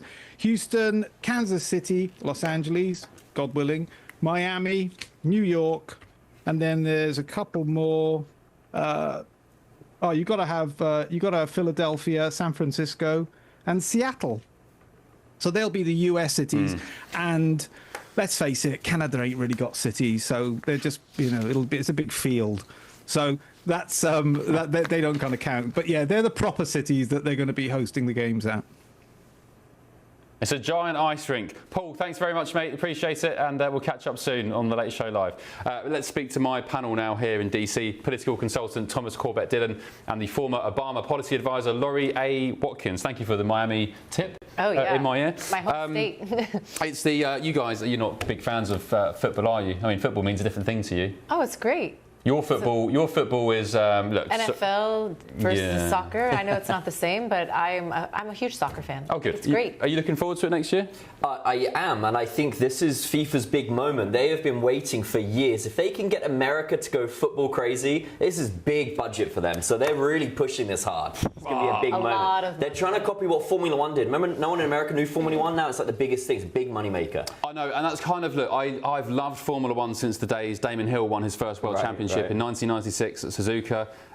And I have to say, look, I love America. I love your passion for sport. But what's happened to Formula One has been slightly tragic. You're not going to be in Vegas this weekend for the big one? No. With all the billionaires? No, I mean... We're going to Dubai in December. See, I follow. I know what's going on. No, yeah, Abu Dhabi, yeah. No, I think I went to a game here in DC United. They played Orlando in the Major League Soccer, as you call it. And an Arsenal game it was not. It was very family friendly, actually. There was lots of sort of chanting, and applauding and... Defence. Yeah, they love a chant, yeah. Whereas my colleagues and I, my cameraman, also Bev came with us, Bev Turner, we came and sat in the stands, we had some hot dogs, but we were joking amongst ourselves saying that if this was in London, you'd be hearing, you effing so-and-so, and, there'd be all sorts of like colourful language. It's very, very different. Using that free speech, right? Free speech, yeah, until you get banged up. Do you think, Laurie, President Trump would carry out his threat? Is he that petty that he would take away World Cup games from the likes of LA and Boston? Oh, he is very petty, but there's too much money at stake. Mr. Infantino, who is the chairman, who Johnny he refers to, there has been so much money that has been pumped into these cities, and my home state is Florida. I can tell you you just from knowledge that the beginning of 2025, okay, so 11 months ago, they have put out on LinkedIn, on Indeed, there was job positions being posted at the beginning of this year. We're talking about major impacts to the service industry, hotels. Donald Trump has a major Doral hotel down in Miami as well that would benefit from this significantly. I think that maybe Los Angeles is one of the examples that he's making to try to mess with, Gavin Newsom and threaten him. Just amongst, other Democratic-run cities or mayors that are running those cities that he's threatened to pull federal funding from, etc. But when push comes to shove, I don't think that that's going to be the decision that he makes because there's too much money involved. And I will also add, because his kids, they're also making a lot of money off of these deals as well with their hands in different things. That's a story for another day. But it would cost a lot of money, and people would really lose out. The fans would lose out. To switch something at such a late stage in the game would have significant consequences for the brand itself. Just like you were saying, they want to build a brand here in the United States. They do this, it's game over. President Trump, though, in the Oval Office today, he was asked by a reporter, I forget where they were from, they said exactly that point. The economies around the different stadiums, the jobs, the money that the restaurants will get, the transportation, everything. He said all that will be at risk, and Trump basically said, I don't really care. Law enforcement working overtime. I mean, you're talking about significant economic impact. But he was saying, Thomas, I don't really care. If your city isn't safe enough to host international fans from all around the world, I don't care. I'll put it and we'll find somewhere else. Yeah, I mean, and next year's a big year for America. It's their 250th birthday, so all eyes are going to be on America, and President Trump does not want the world stage to see, some of these cities going up in flames as has happened in recent times. So I don't know. I think he definitely could threaten, and he has opportunity. For example, Woody Johnson, who used to be ambassador to the UK under Trump's first term, he owns the stadium where the final's going to be. So I'm sure Woody will be saying, hey, we could have some more games, So there's opportunity to move things around. So we'll see. These Democrat cities have got to get in line. The World Cup. Sorry, Gloria, you about to say something? Oh, I was going to say this also just is reminiscent for when Bad Bunny was announced that he's going to perform at the Super Bowl. That Kristi Noem came out, DHS I've no idea who Secretary Bad for Bunny your is, by the audio. way. Come on, no one he is else the does. best. That's the problem. Why is he doing the Super Bowl? You are incorrect. He doesn't even speak English. It's crazy. Who's Bad Bunny? Who's that? He's like a rapper, but he does only Spanish. His songs are all Spanish. He's an artist from Puerto Rico, so he actually is American. Yes, he is, and he is very popular. He just won the Latin Grammy Awards. That's for you, Bad Bunny. You know that people know who you are, and if they didn't, they wouldn't be shaking in their boots and so scared. But my point was going to be that DHS Secretary came out and said we're going to have a presence there to catch all of the illegal immigrants that are going to be going to the Super Bowl. With all due respect, Kristi Noem, I don't think that a cabal of migrants are going to have money to go to the Super Bowl, and that they're going to be doing bad activities and committing crimes outside the stadium that would give you any kind of warrant to start massively arresting people. Did ICE go to the Super Bowl? That's what she's threatening to do in January. Oh, so the Super Bowl's in January? Yes. So I care so little, again, no offence to Americans, I care so little for American football. It's just a non-sport. Clearly. I watch it, it's stop-start, I don't know what's going on. It's more ad breaks than game. It's just a classic American Anyway, it's in January, is it? I believe it's in January, the first weekend of February. It's usually either the end of January or early February. Get us a ticket and we can go. We'll see what I think about it. Okay, still ahead on the Late Show Live. Who is the next guest? Somebody enlighten me. Okay, still ahead on the Late Show Live. Unfortunately, like with the Kennedy situation, with the Martin Luther King situation, not to put Jeffrey Epstein in the same category, but no matter what we give, it's never enough. With Kennedy, we gave everything and it wasn't enough. With Martin Luther King, we gave everything and it's never enough. Release the files, said President Trump. He's ordered House Republicans to release all the Epstein files in Congress tomorrow. There's a big vote coming up. We'll unpack that next. Remember, no breaks. So back in just a tick on the Late Show Live.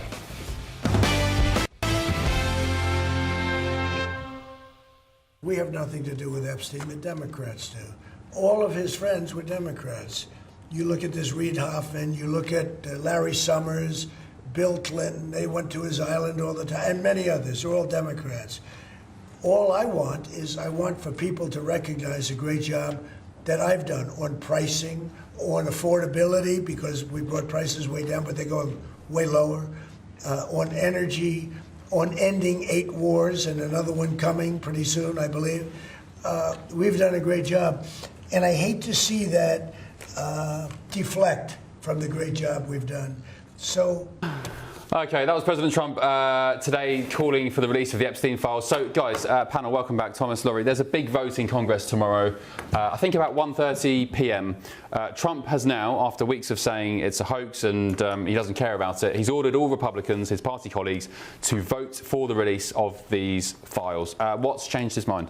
Well, I mean, this is sort of the White House in damage control. There was a major backlash that he was going really hard on, saying that he wanted everyone to vote against releasing the files. We had some big names, Marjorie Taylor Greene, who came out publicly and said, you know, she's looking like she's going to run for president. So she's made this her like talking point. She's with all the victims and things. So I think they really didn't have much of a choice. It's a little bit embarrassing for the White House, actually, that they have to now change their mind, and so, because they've spent months saying that, you know, there's nothing to do. We're probably going to agree on this one, actually. I was just going to say, Thomas, yes, we do agree on that. What do you expect to see from the release of the full trove of files? Do you think, what do you think?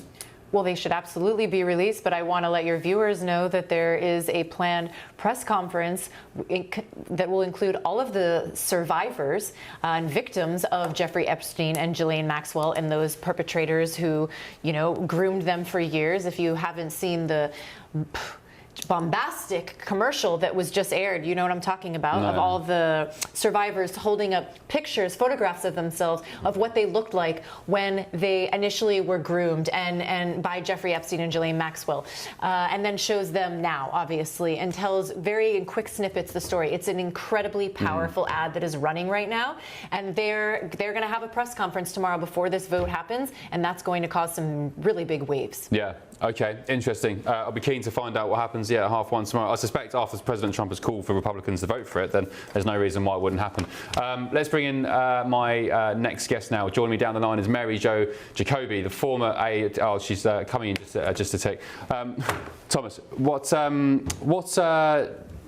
Trump surely has nothing. So the word on the street is, I've heard that Trump was against the release of the files, not because he's implicated in them, but because there's maybe potential donors of yesteryear, people he's affiliated with, who, by the way, aren't necessarily implicated in the weird, horrible shenanigans that were going on in Epstein's Island, but maybe they just had a business relationship with him, and they by default would be in his in the files. Yeah, and I think you know, as we've seen from some of the emails that have been released recently, Epstein hated Trump, and I think everyone really knows if Trump really had some dark stuff in there, I think it would have come out. Clinton's probably would have released it, you know, it probably would have come out, but we'll see. I mean, it's sort of backfired on them quite badly, so they're in sort of damage control now to get this issue sorted. Do I have a second or no? Gotta go. I was just going to say, what I find to be interesting is Trump directed through tweet again, through his Truth Social, for AG Pam Bondi to open an investigation into these Democratic names, right? Clinton. The issue with that is that this could throw a monkey wrench into the whole operation, because if there is an open and active investigation, then you can't release all of the information. Oh, right, okay, interesting. Yeah, could be a pertinent point. Mary Jo Jacoby is now joining me down the line, former aide to Ronald Reagan, no less. Mary, thank you for your company. What's your thoughts ahead of this big vote tomorrow? I think maybe 1:30 in the afternoon in Congress. How's it going to fall? How are the cookies going to crumble for President Trump and his administration? Well, since he's released the Republicans to vote for it and instructed them to vote for it, my guess is it will carry by a large margin. It then goes to the Senate. It's not clear whether Senator Thune is going to give it time. He probably will. I have not heard what he's got to say about it. And after that, assuming the Senate passes, it will go to the president, and the president said he will sign it. But as your guest on the panel said, because there are these active investigations, any information about anyone under active investigation will not be released. There will also be national security issues where some things won't be released. There'll be a lot of redactions, which there always are when the Justice Department releases stuff. And that will then spur more controversy about their cover-up, etc. What has come pretty clear in things that have already been released, and remember about 55,000 documents have been released, is that Epstein did not like Trump. They had a big falling out. Trump might have been the original whistleblower that gave rise to the case in the Southern District of Florida, for which Epstein did some time the first time. And what will also come out are the people who, after he did that time as a convicted pedophile, continued to be friends with him, Larry Summers, etc.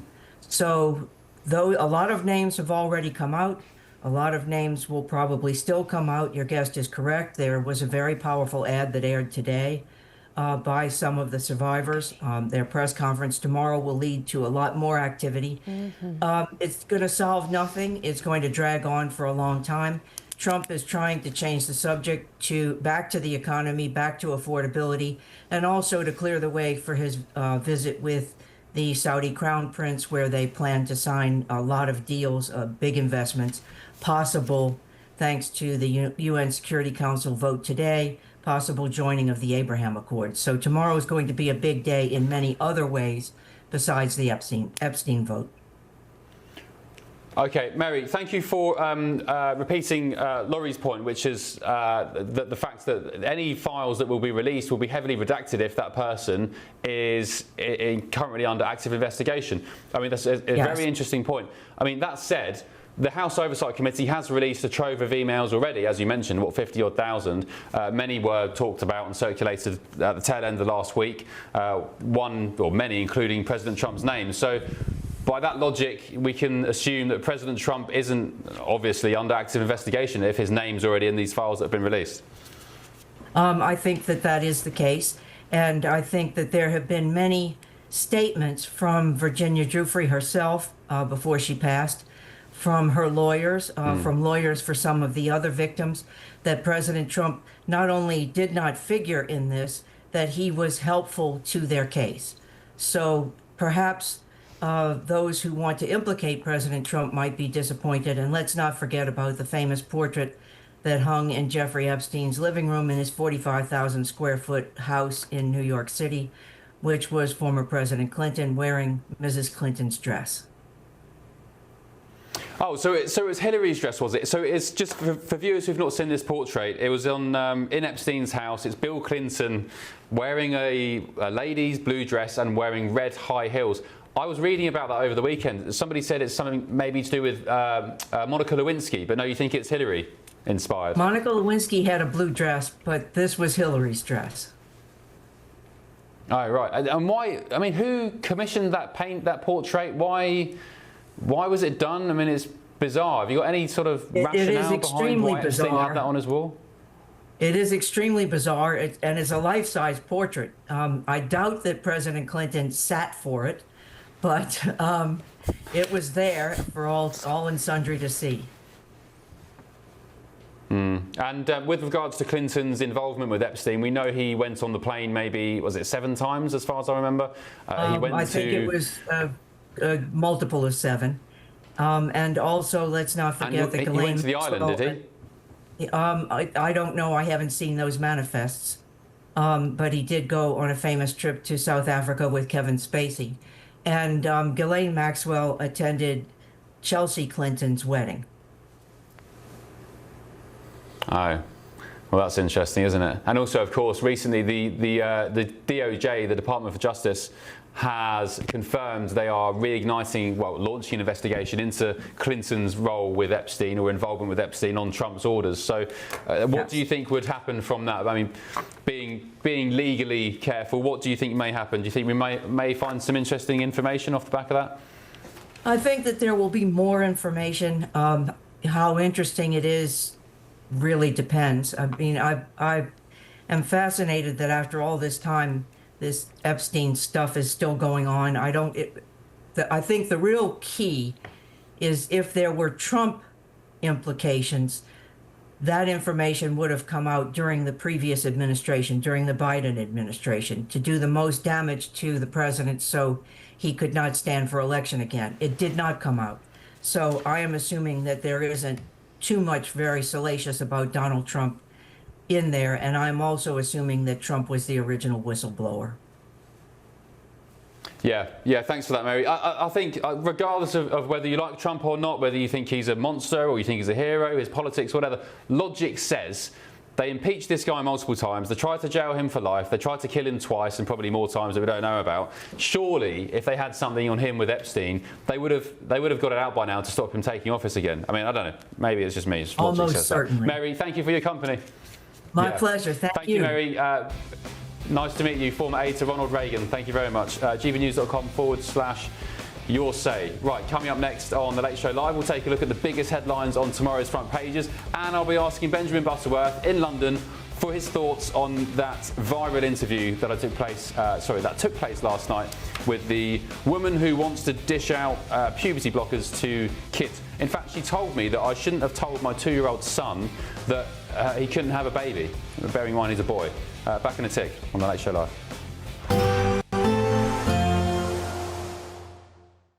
Expect warm spells with the odd rude interruption. Boxed Boilers sponsors the weather on GB News. Hello, very good morning to you. This is your GB News weather update from the Met Office.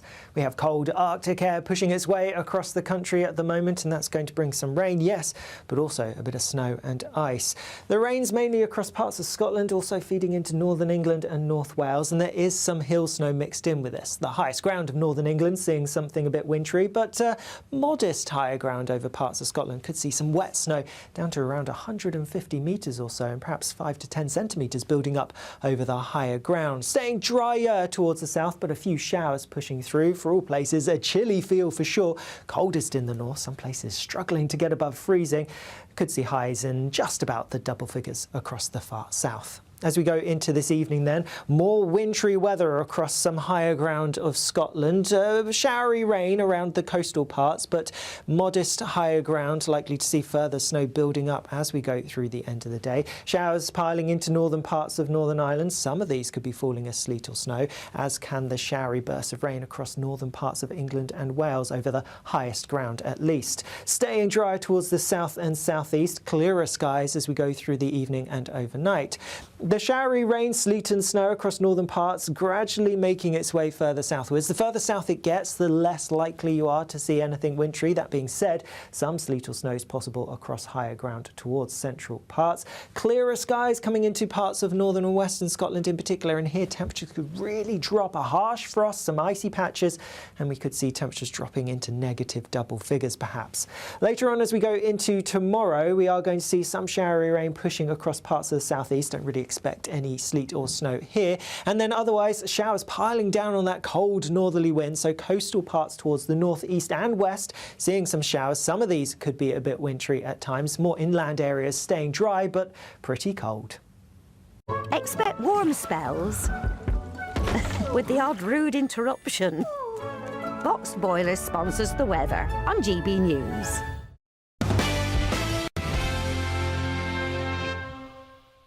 I haven't spoken to him about it. It's a little early. It's 3¼ years. It's a long time. But he's a very good guy. He's a very good friend of mine. You remember we had quite a campaign against Ted, and it worked out quite nicely. Let's see, where are we? Oh, where are the other ones? That was US President Donald Trump earlier today talking about reports that Texas Senator Ted Cruz is considering a 2028 presidential run. I guess he'd come up against the likes of J.D. Vance, Secretary of State Marco Rubio. Who else is in there, Thomas?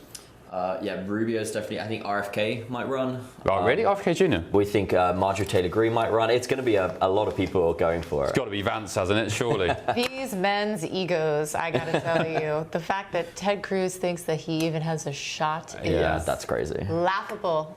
Well said, Laurie. It's laughable. Well said. That's why you paid the big bucks. Right, let's delve into some of the stories on the front pages tomorrow. Benjamin Butterworth's down the line. Let's start with The Independent. Labour backlash over dystopian asylum shake-up. This is, of course, reports on the potential rebellion brewing on the backbenchers. Of course, Labour couldn't even get their welfare reforms in some months ago. It just goes to show, no matter how big your majority, if you've not got MPs who are along with you with your ideology, there we go, you're going to be in a sticky wicket. The Mail. Racist abuse means I know the broken asylum system must be fixed. So the Home Secretary rejects claims she's stoking division by saying extraordinarily in Parliament today that she's the one who gets called an effing P word for Pakistani people and told to go back home in the streets. So she says that on the receiving end of that abuse, she knows that something needs to be done about the immigration crisis. The Express. Steps in the right direction, but is the asylum plan doomed to fail? The Times. Families face deportation in asylum law shake-up. And yeah, Benjamin Butterworth is down the line now from London. Benjamin, welcome along. Can I ask you, please, I wanted to get your thoughts, Benjamin, about the trans interview I had yesterday. Do you remember, did you see that 16-minute interview today? Yeah, regrettably, I did watch it. Regrettably. What's your thoughts? Well, look, I can't speak for Gender GP and Dr. Webberley. She answered the questions for herself. But what I would say is that I found your tone and approach wholly unacceptable because you are suggesting this idea that somehow transgender people are not real, that they don't grow up with these incredibly intense, difficult feelings. People. Kids was my focus. Yeah, and where do you think transgender people come from? They realise this, just like gay or lesbian people, they recognise their identity as a child, and it causes some children the most intolerable pain. And people like Dr. Webberley, people that help those children to access healthcare, are doing the world of good. And I think to try and brand them as evil or anything like that is wholly unacceptable. All right. So I think it is evil when she thinks telling me that I should have told my 2-year-old son, my beautiful boy, my sweetheart Zach, that when he said to me, Daddy, I'm going to have a baby, she said that I should have said, yeah, of course, yeah, you can do that, Zach, if you want to. That is evil, Benjamin. You not agree? What's your thought process on her comment to me about my son? Well, look, she's absolutely right, of course, because when your 2-year-old son made that comment, he was not making any comment about gender. He will have no idea how the process of producing a child works. And so he wasn't saying he was male or female. It was the kind of comment that a 2-year-old makes freely about life. And what she was saying is that it shouldn't be for you to shut down a children's imagination and experimentation. Now, 2-year-old... I'm a bloody dad. If my son says to me, I'm going to be a girl and have a baby, I'll say, no, you're not, because that's not possible. But your child didn't say that. He said to me, Daddy, I want a baby. I said, Zach, only girls can have babies. And he said, OK, I'm going to be a girl. I said, no, you're not, because you're a boy. It's impossible. But you do understand that a 2-year-old clearly has no concept of either of those things yet. But when they grow older, you get... Exactly. I'll stop you there. Exactly, no, because Benjamin. They have no concept. So don't entertain any ounce of a conversation or even sort of sense of reality that a child can change their gender. They have no concept. That is what you are doing, Ben. Whatsoever. You are indoctrinating children into believing that they have to be in a particular description. It is you who is putting children at danger. The fact is that transgender people exist. They have a right to be welcomed and celebrated, and they have a right to healthcare and mental support like anybody else. I think you're mad, actually. I think we should have a much more progressive view on this. I hope you're trolling me. I hope you're just saying these things for TV, because otherwise I'm gravely concerned for you. I'm going to bring in my panel now. Thomas Corbett-Dillon and Laurie A. Watkins. Welcome back, panel. Thomas, apparently I'm dangerous because I refuse to tell my 2-year-old son or entertain the idea that he can become a girl and somehow give birth.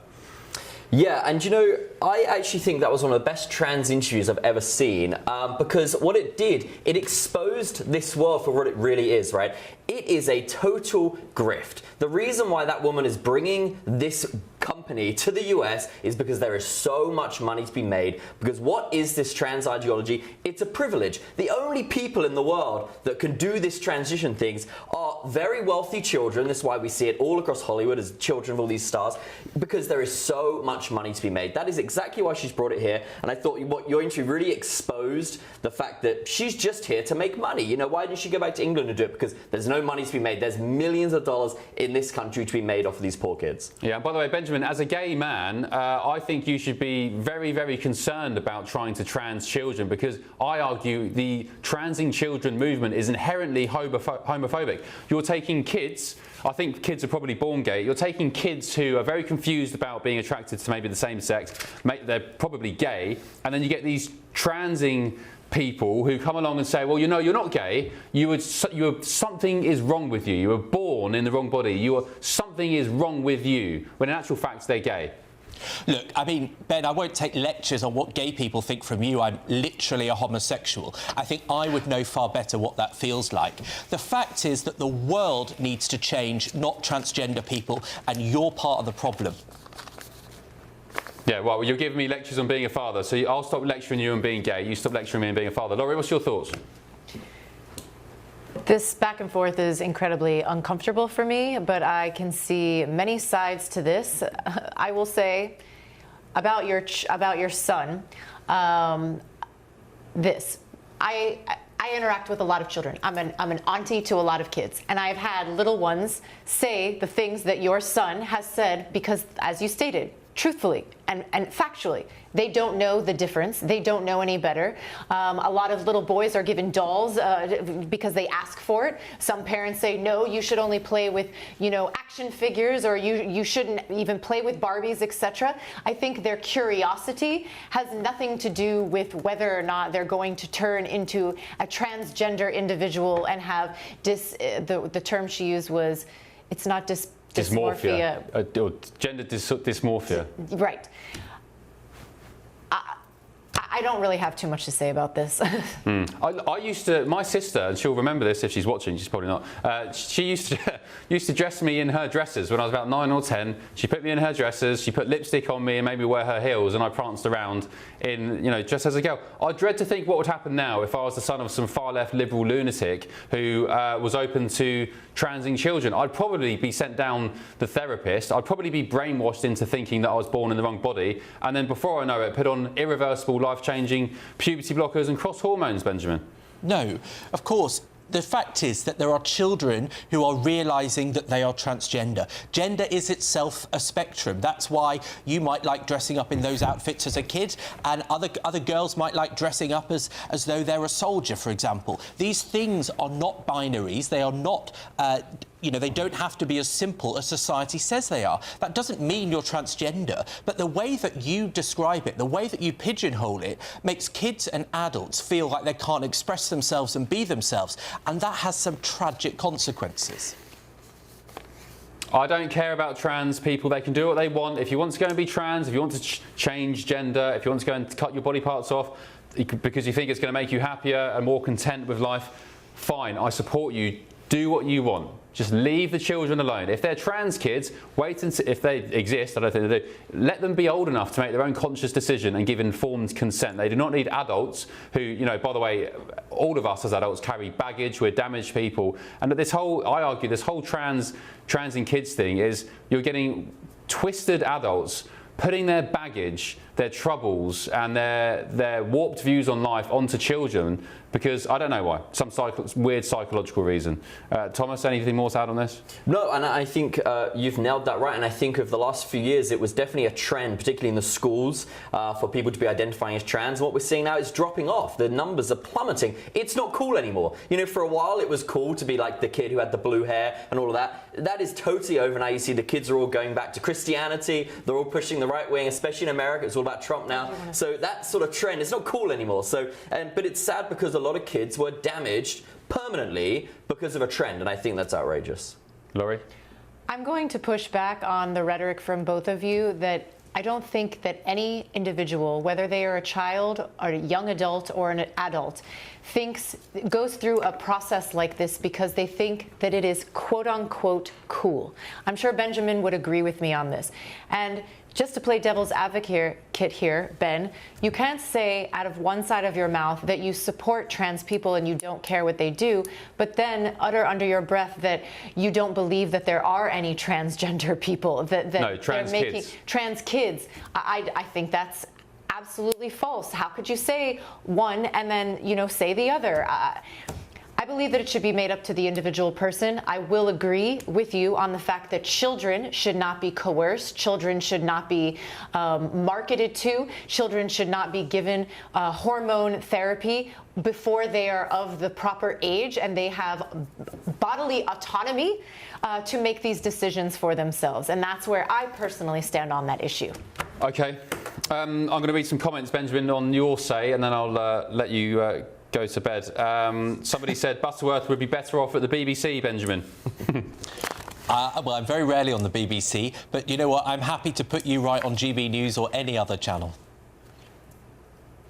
Paul Farrow has said, good evening, Paul. You've said children don't know what they are exactly, Benji. Don't brainwash them. Let them be kids. No pills, no surgery until they're old enough to decide for themselves. Exactly my position. And Robson Oliveira, hello Robson, has said, I'm gay myself and I don't agree with Benjamin. And Catherine has said, Benjamin, it's the drugs. Most of us can accept trans people. We just can't accept the surgery and the drugs being given to children. Come on, Benjamin. We want to protect vulnerable kids and parents. And Mark, they're all laying into you tonight, Ben. Mark has said, Butterworth is delusional. Let kids be kids. I'm with you, Ben, Leo. You're 100% correct. Well, I think it is the bigotry and the old-fashioned narrow view that is what harms kids. You're the trolling. idea I know is you're trolling there. No, I'm not. They should be able to grow as themselves, to be themselves, and by telling them that they're something other than they know themselves to be, that is what damages young people. OK, let's move on from this. I'm a bit transed out. Is there any stories on the front pages you want to get stuck into before I let you go, Benjamin? Yes, there is one from Keir Starmer, who's given an interview to the Daily Mirror, where he says, I'll lead Labour at the next election. And then there's another one on the front page of the Times, which says nearly half of all Labour voters want Starmer out by the next election, which rather makes it seem unlikely that he'll survive. So, you know, it's not the big story of today, but it will be the big story of the next 6 to 9 months. I suspect that Keir Starmer's chances are looking increasingly difficult.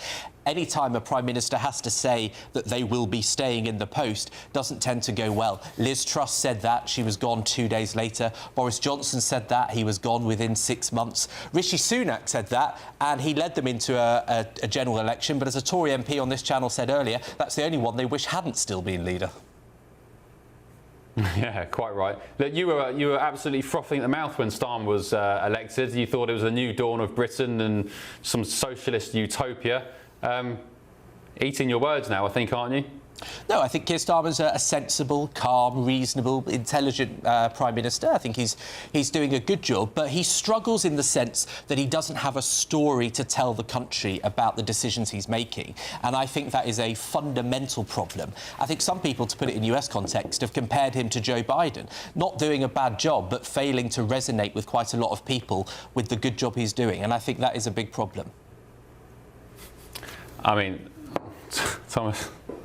Well, I mean, I don't think anyone wants to be compared to Joe Biden, but I don't think Keir will be too happy with that. But, you know, living in the US really makes me sort of look at the UK from outside of this perspective. And I think one of the things that I've really noticed, I saw this today, that if the UK economy had grown at the same rate as the US since 2007, they'd have 150 billion more tax revenue, and she could fill this black hole in the Treasury 5 times over. So this shows you that the policies that the governments, all governments in the UK have been making consistently are just terrible. And I don't understand why the UK doesn't get itself together and become, you know, high growth and lower the taxes and really embrace this new world. They're stuck in the past. It's about taxing everything. It drives me crazy.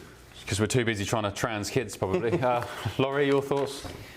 Well, the comparison that I've read about, you know, comparing Joe Biden to Keir Starmer, I've read that it's about immigration, that Joe Biden let all of these, you know, illegal migrants cross the border, and that Keir Starmer supports policies to do the same. And this is a Democrat saying that. This is what I've read. I try to follow you know, UK politics as much as I can, but the number one thing I hear is that there is an immigration problem. That is number one, front and center. Yeah. You'd agree, right? Yeah, no, indeed, 100%. Yeah, 100%. Thank you, Laurie. Benjamin, I'm going to let you go. I hear it's 1 degree in London, is it? It's absolutely freezing. I'm going to need quite a few more layers. Well, I hope you've forgotten your coat. Thank you for your company tonight. We'll catch up soon. Thanks. Right, let's move on. A new NBC poll, have you seen this, has revealed a majority of Democrats say extremist political rhetoric contributed to Charlie Kirk's assassination. The survey found 61% of Americans believe extremist rhetoric did contribute towards his death back in September now. 28% believe the assassination was caused by the lone actions of a disturbed individual. So, yeah, big story, big question, I guess, is, Laurie, does extreme language, does political rhetoric have consequences? Were the likes of the left who called Charlie Kirk Hitler, a Nazi, a fascist, were they responsible for his assassination? I don't think that Democrats were responsible for his assassination at all. The individual is actually aligned with the Trump, with the MAGA movement, and all the evidence shows that he was a conservative. But I will say this. There is no room, there should be no tolerance for any kind of political rhetoric that incites, we were talking about earlier, free speech, that actively calls for violence against people, calls for the death or harm to them or their family. And as we've seen with many different individuals who have passed away, who have been killed, the Democratic members in the state of Minnesota, for example, who were shot and killed, the judge in New Jersey whose son was killed from a stalker that she had, and her husband shot, and he was killed as well. This is happening across the board, but there's overwhelming evidence that shows that the majority of this is coming from conservatives, MAGA, white nationalist groups that have incited violence. 100%. And prove me wrong, Thomas. No, I don't think that's true at all. And I think, you have to look at the US in terms of it being a democratic machine. I mean, for example, what happened 2 weeks before Charlie was shot? A whole South Park episode about Charlie Kirk that now has to be taken down. It was so bad. That just shows you that, all of these companies that are controlled by Democrats at the top are willing to go after. South Park didn't do a single episode on Joe Biden, which was a hilarious administration. You're a comedy show. You think you'd do something about the old guy in the White House.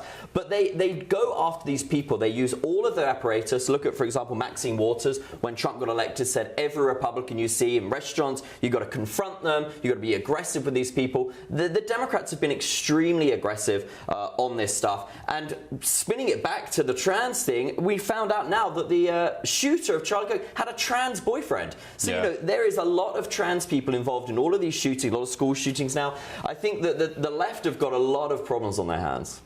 And I will push back to say, I will never forget, and nobody should forget, the things that Charlie Kirk or anyone that had a platform like he did and spewed hateful and, all right, come on, Laurie. Misinformation. He said examples. What did he say about the Jewish people? What did he say about the Holocaust? You don't remember any of that? What?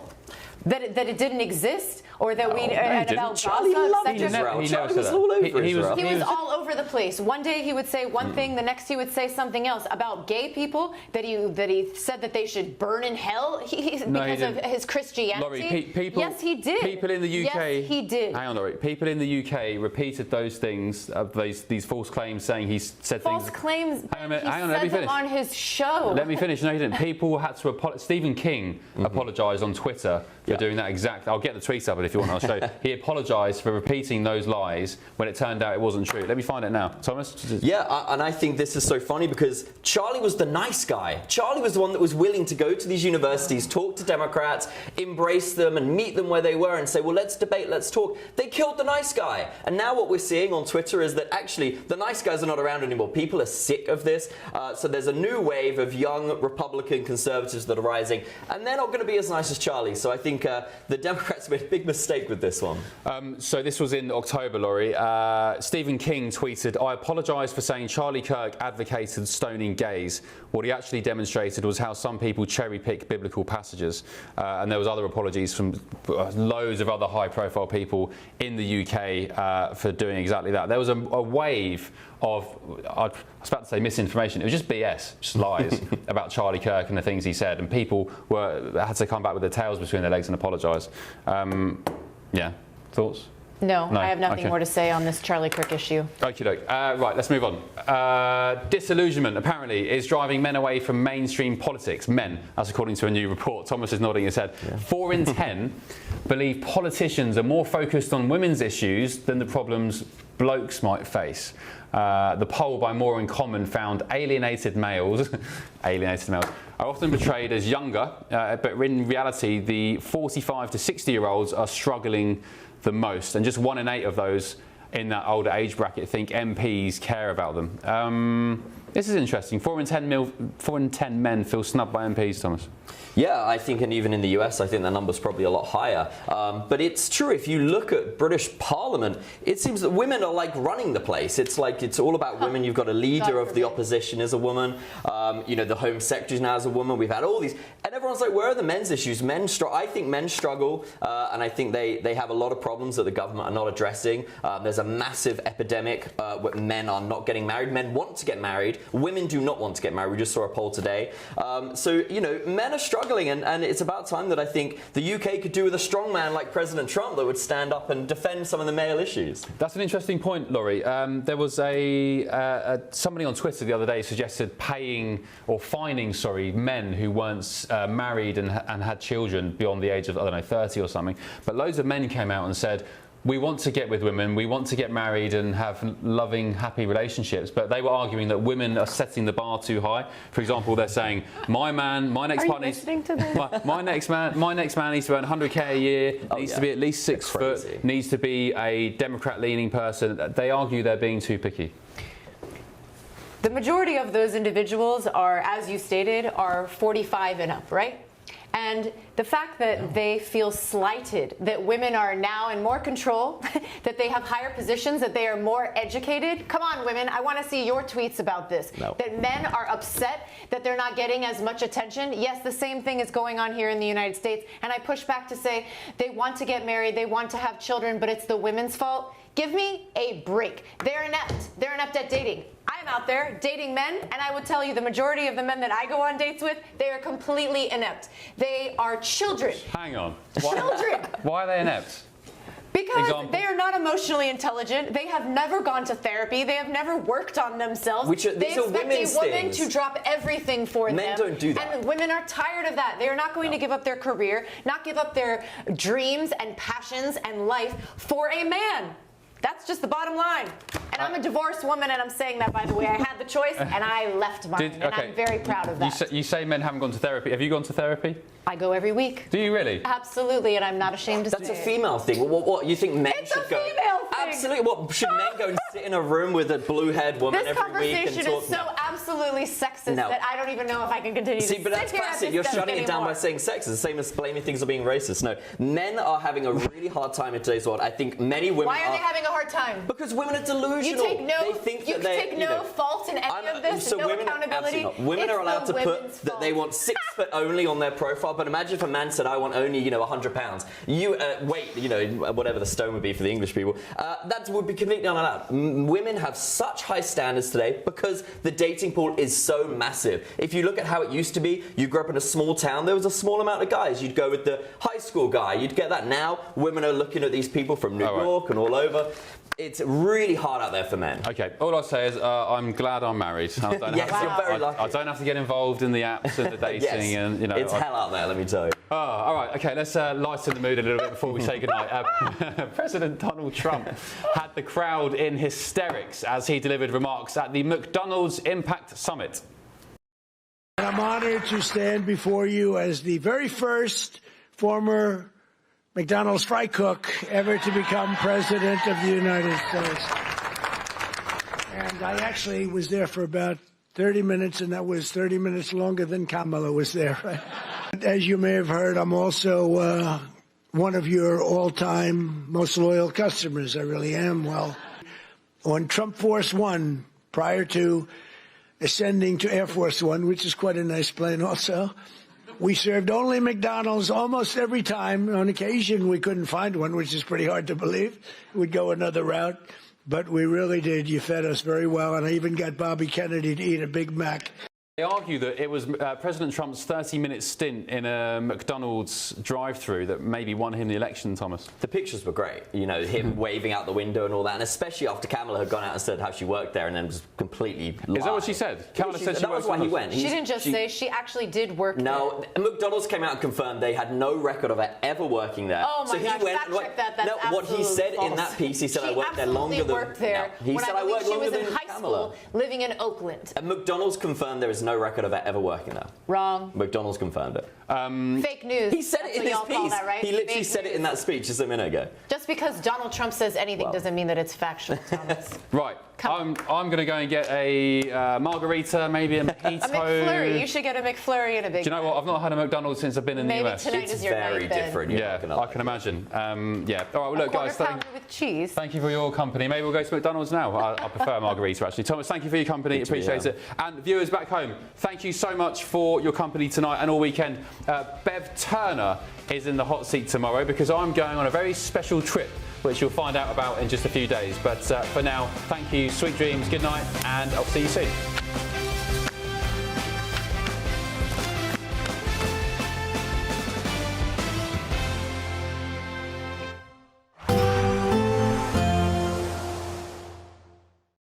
Today, clouds overhead, total zen within. Boxed Solar sponsors the weather on GB News. Hello, very good morning to you. This is your GB News weather update from the Met Office. We have cold Arctic air pushing its way across the country at the moment, and that's going to bring some rain, yes, but also a bit of snow and ice. The rain's mainly across parts of Scotland, also feeding into northern England and North Wales, and there is some hill snow mixed in with this. The highest ground of northern England seeing something a bit wintry, but modest higher ground over parts of Scotland could see some wet snow down to around 150 metres or so, and perhaps 5 to 10 centimetres building up over the higher ground. Staying drier towards the south, but a few showers pushing through. For all places, a chilly feel for sure. Coldest in the north, some places struggling to get above freezing. Could see highs in just about the double figures across the far south. As we go into this evening then, more wintry weather across some higher ground of Scotland. Showery rain around the coastal parts, but modest higher ground, likely to see further snow building up as we go through the end of the day. Showers piling into northern parts of Northern Ireland. Some of these could be falling as sleet or snow, as can the showery bursts of rain across northern parts of England and Wales over the highest ground at least. Staying dry towards the south and southeast, clearer skies as we go through the evening and overnight. The showery rain, sleet and snow across northern parts gradually making its way further southwards. The further south it gets, the less likely you are to see anything wintry. That being said, some sleet or snow is possible across higher ground towards central parts. Clearer skies coming into parts of northern and western Scotland in particular, and here temperatures could really drop. A harsh frost, some icy patches, and we could see temperatures dropping into negative double figures perhaps. Later on as we go into tomorrow, we are going to see some showery rain pushing across parts of the southeast. Don't really expect any sleet or snow here, and then otherwise showers piling down on that cold northerly wind, so coastal parts towards the northeast and west seeing some showers. Some of these could be a bit wintry at times, more inland areas staying dry but pretty cold. Today, clouds overhead, total zen within. Boxed Solar sponsors the weather on GB News.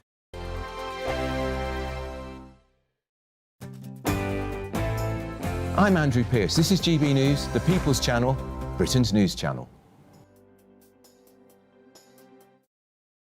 Westminster's full of talk, but out here, it's the real world. Am I allowed to talk now? No, that's it. This is where it matters, real people and real lives. That's what politics is all about. The fact is Trump made a good start, no. Straight answers, no spin, and just a couple of pints. How many fingers have I got up? About 10. So join me for Lee Anderson's Real World every Friday at 7 p.m. only on GB News. The People's Channel, Britain's news channel. At GB News, we love to hear from you, our loyal community. So drop us a line at gbnews.com/yoursay. There you can talk to each other and also to the presenters live on air.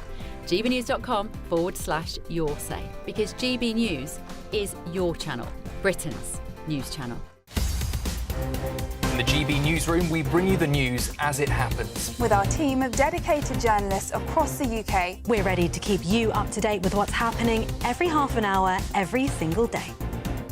Bulletins here on GB News, the People's Channel, Britain's news channel. From the school run to the home run, watch a new show for all of Britain. He can say whatever he wants. A straight talking show where all voices are heard. And, you know, when are we going to stop talking about smashing the gangs and actually do it? With the stories that matter from every part of our country. There's a bit of a crash landing there for your Chancellor. Bold, fearless and standing up for you. That's me, Martin Daubney, 3 p.m. till 6 p.m, weekdays, here only on GB News. The People's Channel, Britain's news channel. No matter the state it's in, this is our nation. Join me, Jacob Rees-Mogg, for a genuine, honest discussion on where we have been, where we are going, and where we are with the people who set the direction. Tune in to State of the Nation every Monday to Thursday, 8 to 9 o'clock. Only on GB News. Britain deserves a newsroom that puts the facts and your voice first. Well, and that's what you get on GB News. Lively debates, lively conversation. And we're not afraid to hold power to account. And each other. So join me, Andrew Pierce. And me, Miriam Gates, for Britain's Newsroom, weekdays from 9:30 on GB News. Join me, Nana Akweer, for an informative, interactive news programme with a difference. It's fun. No, he didn't say that, though.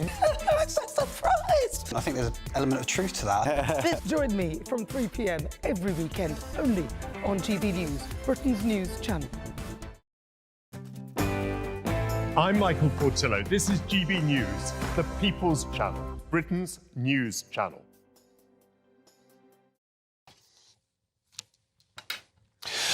Hello, good evening and welcome to Farage with me tonight, your host Martin Daubney. It's 7 p.m. Well, today the Home Secretary Shabana Mahmood has defied the left wing of the Labour Party and announced what she calls one of the toughest and most significant asylum reforms in recent history. But are we on the precipice of yet another Labour Party rebellion? Well, meanwhile, in tonight's show, I'll be joined in the studio by the Reform UK Deputy Leader and the head of their Doge Department, Richard Tice, as early today he claims that the party has slashed local spending by 300 million quid and also filled in more than 130,000 potholes. And we'll also be discussing the couple whose story utterly shocked the nation when they were arrested by 6 police officers for what was said online about their child's school.